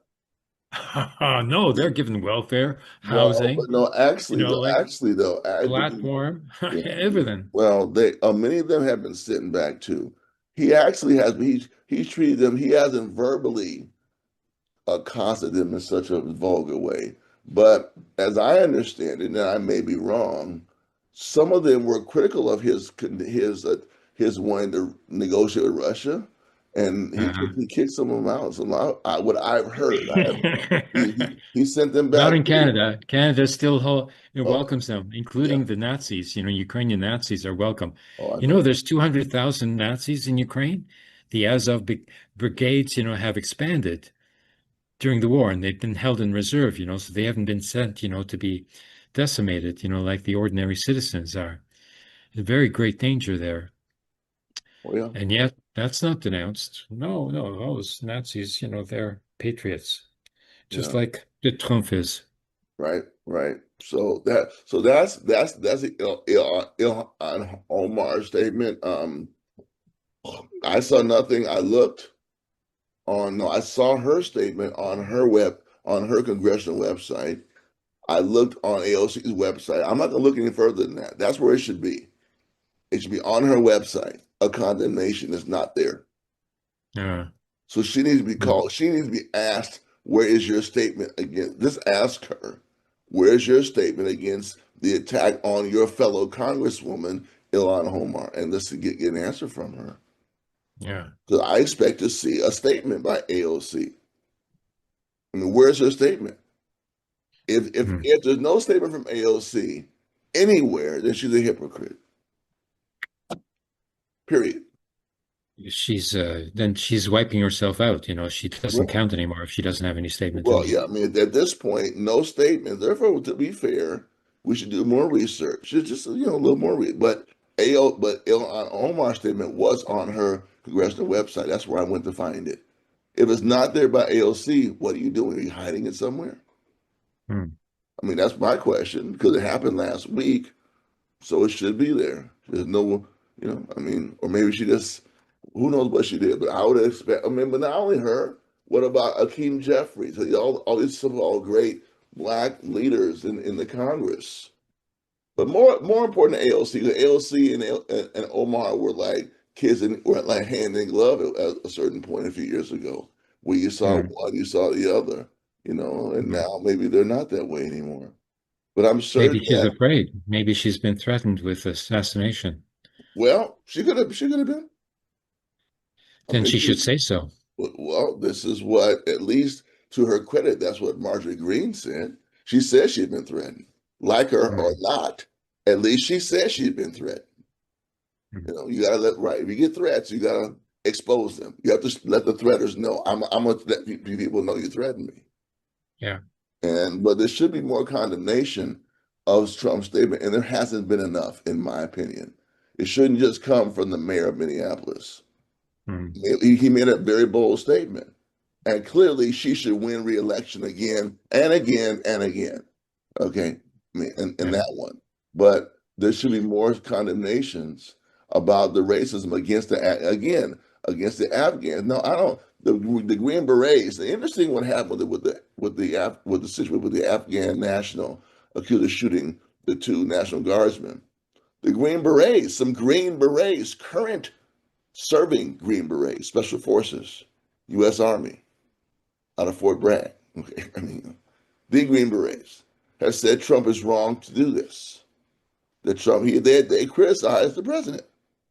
The Green Berets, some Green Berets said you're wrong to do this.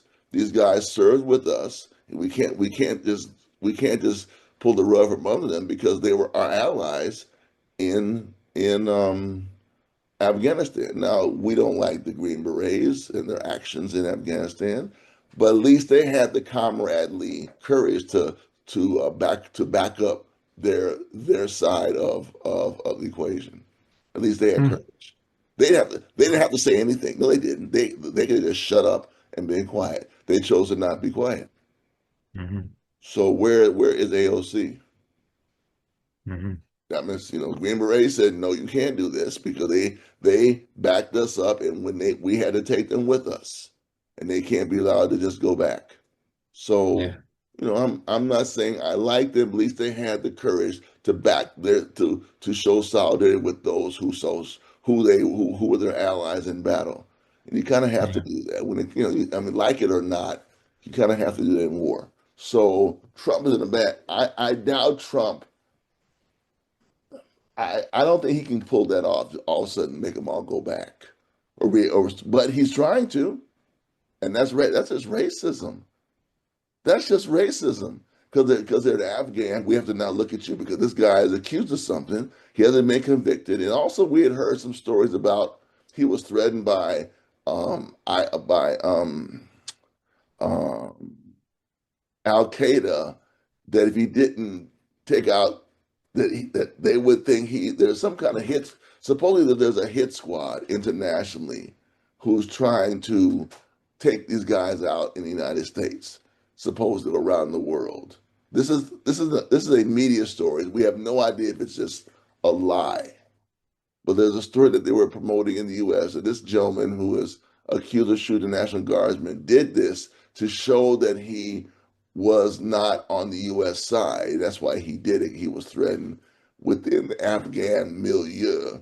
There are threats being spread around the world that if you were picked up and brought back to the United States, that you were fair game for us anywhere in Hmm. the world. So therefore, you have to show us that you're not Ah. a lackey of the U.S. by carrying out an attack. It makes it if that's true, the Hmm. logic makes sense that he would do this, and that's if that's true.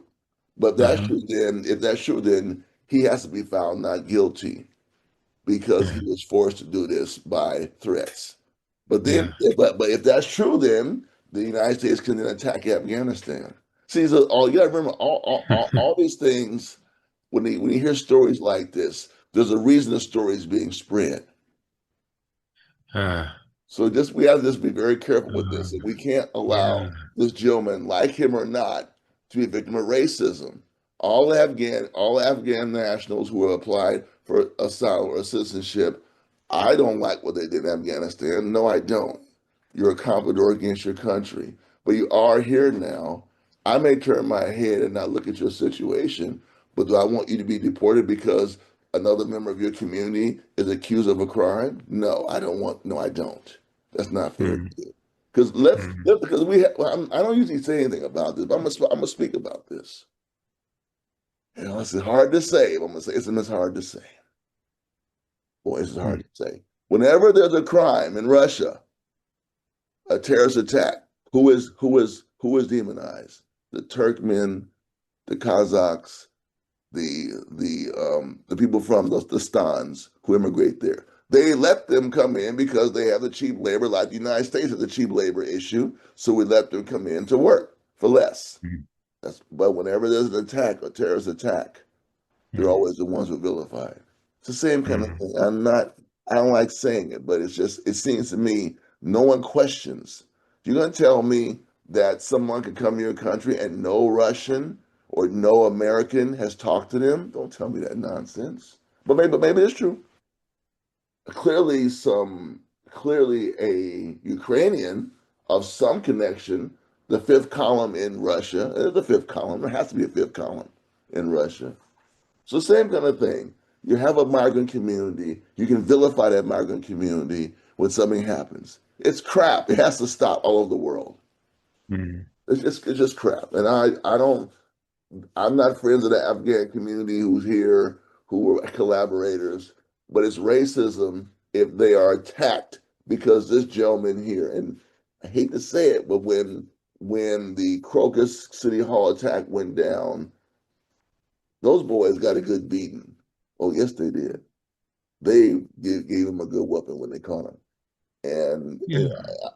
it happened. Okay, This is that kind of talk, like is a preparation, for pogroms. well, That's what happened that's in what, Germany, like when yeah. there was And a Polish Jewish guy who was, I hate to citizen mention of Germany, and he was, and the Jewish people who had become German citizens, who were refugees from Poland because of Polish anti-Semitism and pogroms, they were being deported back to Poland, by the Nazi government.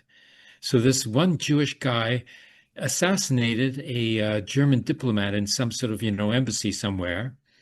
And so the Nazis used this as an excuse to attack the whole Jewish community. And that was called Kristallnacht. And that night, all the Jewish stores, had the windows broken. And there was about 1,000 Jewish people who were killed in the streets. All because, this guy had taken, revenge on the German state, because his family was being deported. Same story.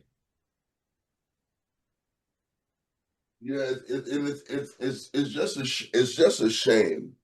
Racism, when you see racism carried out here, what you just saw Trump say, what you just saw them do to the Afghans who really they're actually collaborators for the Hmm. imperialists, and they will Yeah. stab them in the back too.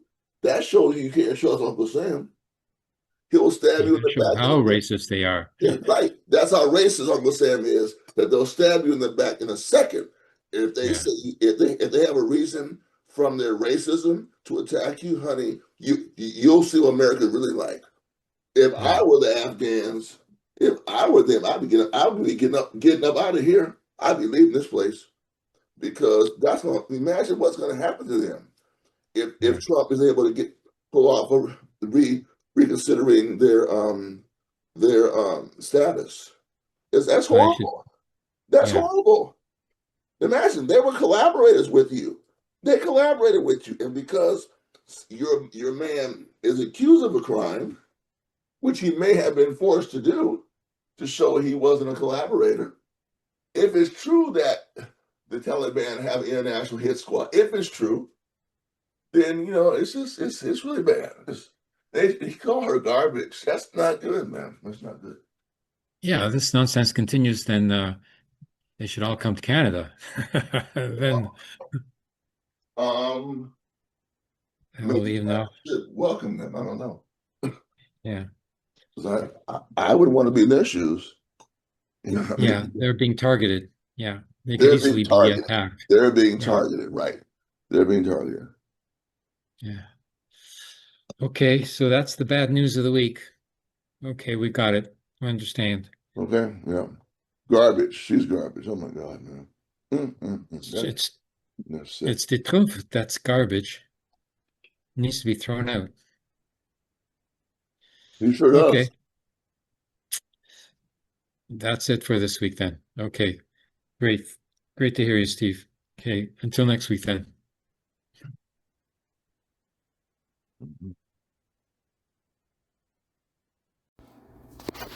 I wish everybody a happy Hanukkah. Happy holidays to everybody that's not Jewish. And I'm going to leave this off in what the next episode is going to talk about.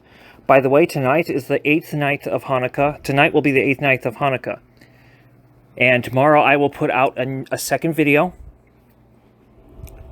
on Hanukkah, and it will happen, and I'll put it out in my time before, I believe that's Mountain Standard Time, before the sun goes down tomorrow, before the day ends.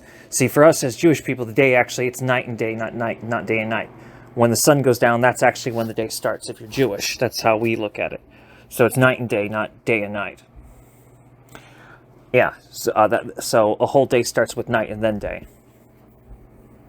Well, I know people in the West are used to the reverse. But tonight will be the 8th night of Hanukkah, and then the 8th day of Hanukkah, I will put out part 2 of this, which will come out before the sun will go down, to which when the sun goes down, it will no longer be Hanukkah. But tonight is the 8th night of Hanukkah. Tonight it will be. Right now it's still the 7th day, but so soon it will be the 9th. Today it's still the 7th day of Hanukkah, but tonight the 8th night will start. So I'm wishing everybody happy Hanukkah. Remember, it is about the miracle oil, but it is also about resisting assimilation.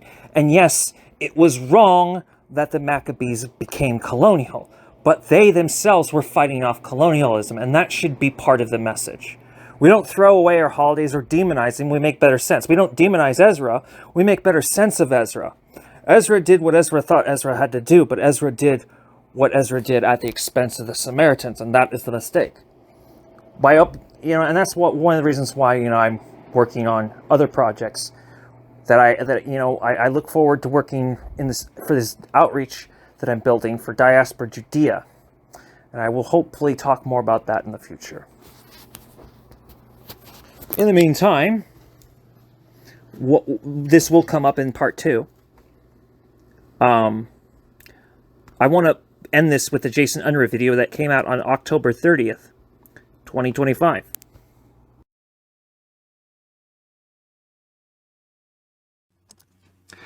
The more things change, the more they stay the same. And I think that we're looking at this right here, and this is a good example of it. As you're well aware by now, SNAP, the Supplemental Nutritional Assistance Program for many Americans who are lower income, many of them elderly, many of them actually disabled, is going to run up. And that, food that people need to live is not going to be available. Now, it is interesting to note that at the USDA, the U.S. Department of Agriculture website, there's a statement put on there, of course, by the Trump administration saying Senate Democrats have now voted 12 times not to fund the food stamp program, also known as SNAP. Bottom line, the well is run dry, and at this time there will be no benefits issued as of November 1st.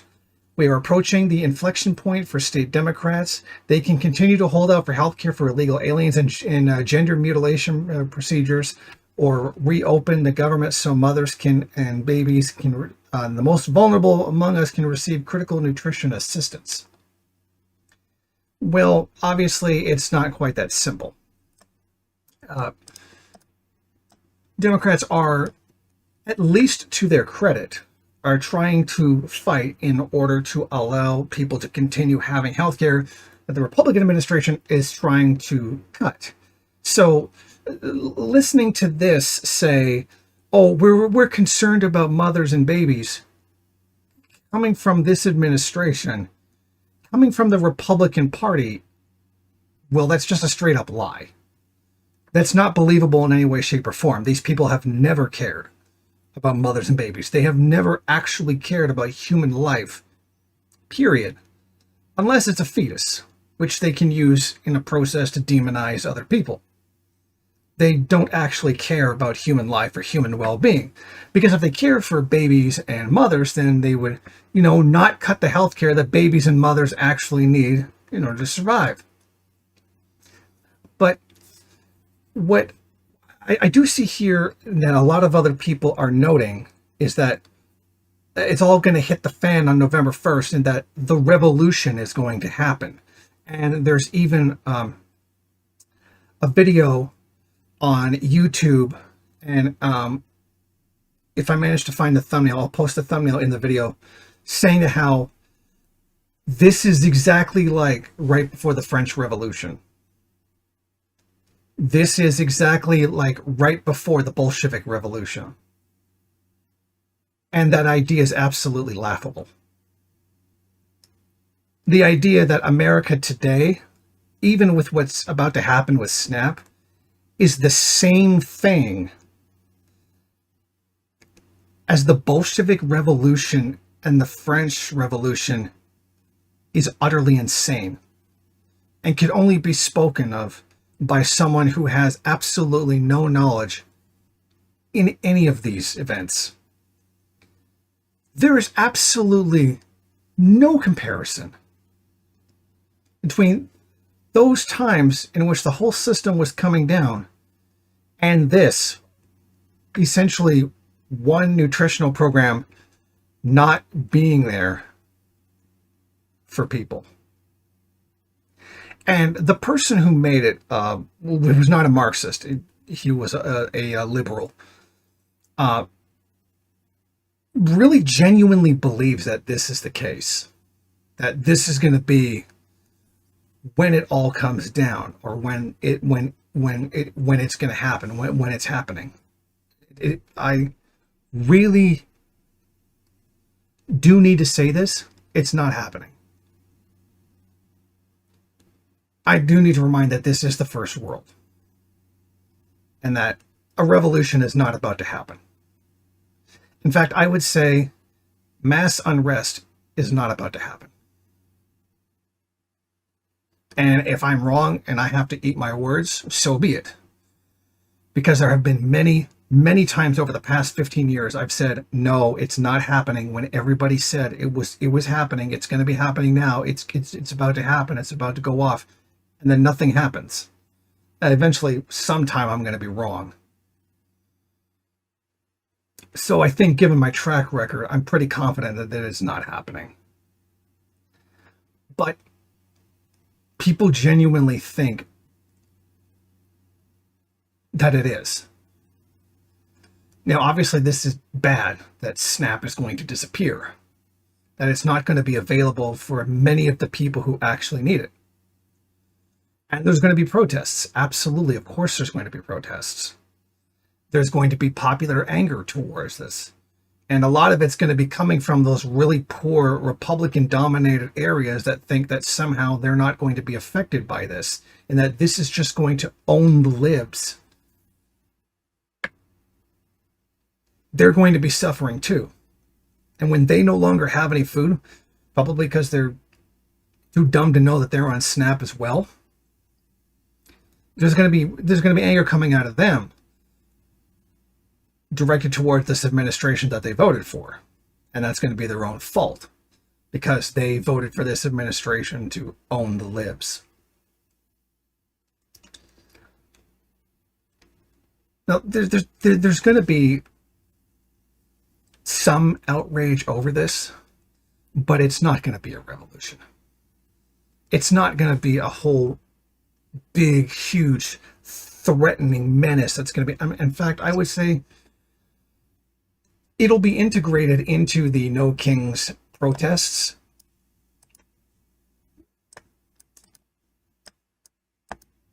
And that is completely dominated by the Democratic Party.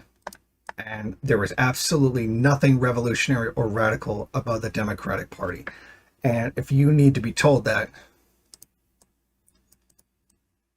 insert criticism here. I'm sorry to say it's not happening. This is not some major turning point where everything is going to change. The majority of the population of the United States will sit back and take this. And a good chunk of them aren't even going to care that it's happening.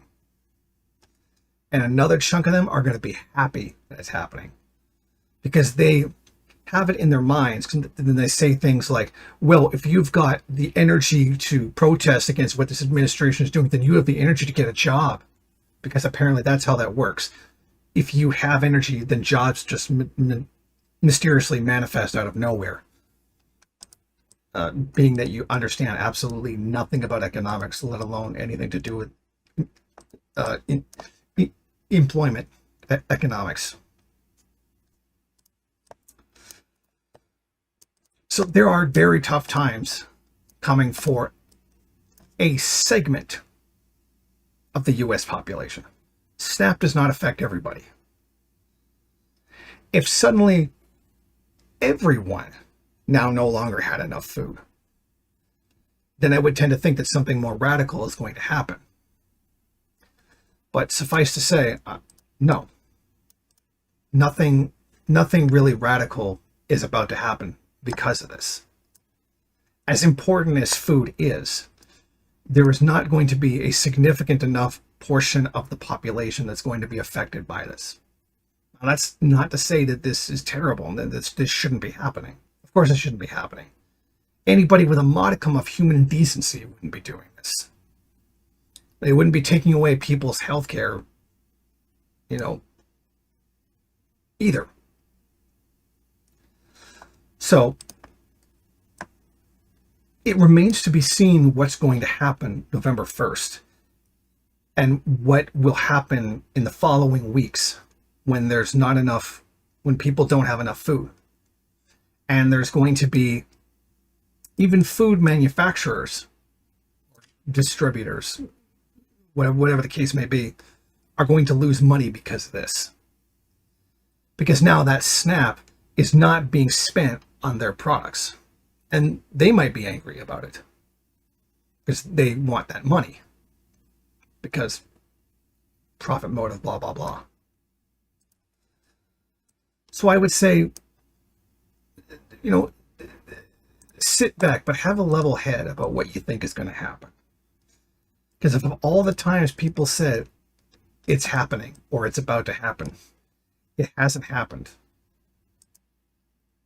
This is still the first world. And the people of the first world are still bought off enough that they're not going to rebel. And I think that remains true even with what we're looking at here.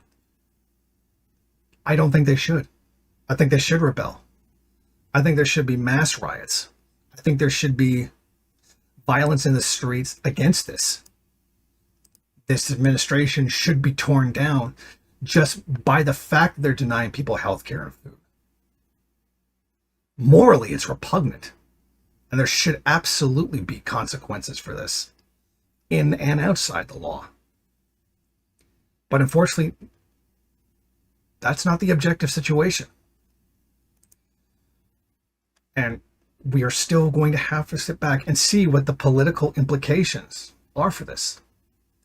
And that the Republican Party has done a significant job of shifting the blame of all of this onto the Democratic Party. No, it's your fault. It's your fault. And there is a significant portion of the population that's going to believe it. They'll believe that no matter what, because the Democrats are apparently the ultimate evil. There is no such thing as nuance. There's no such thing as rationally looking at something and trying to determine how it functions or what's going on, etc., and are completely incapable of taking any kind of criticism of the Republican Party or Donald Trump. in any way, shape, or form. So the next few weeks are going to be very interesting. It's going to be very interesting to see how the public reaction to this actually plays out. For both those who support the Republican Party, and for those who support the Democratic Party. Thank you for watching. If you like this program, then please head over to my Patreon page and set up a monthly donation. It's your donations that keep this program running. Also, if you would like, please rate, comment, subscribe, and share in various social media.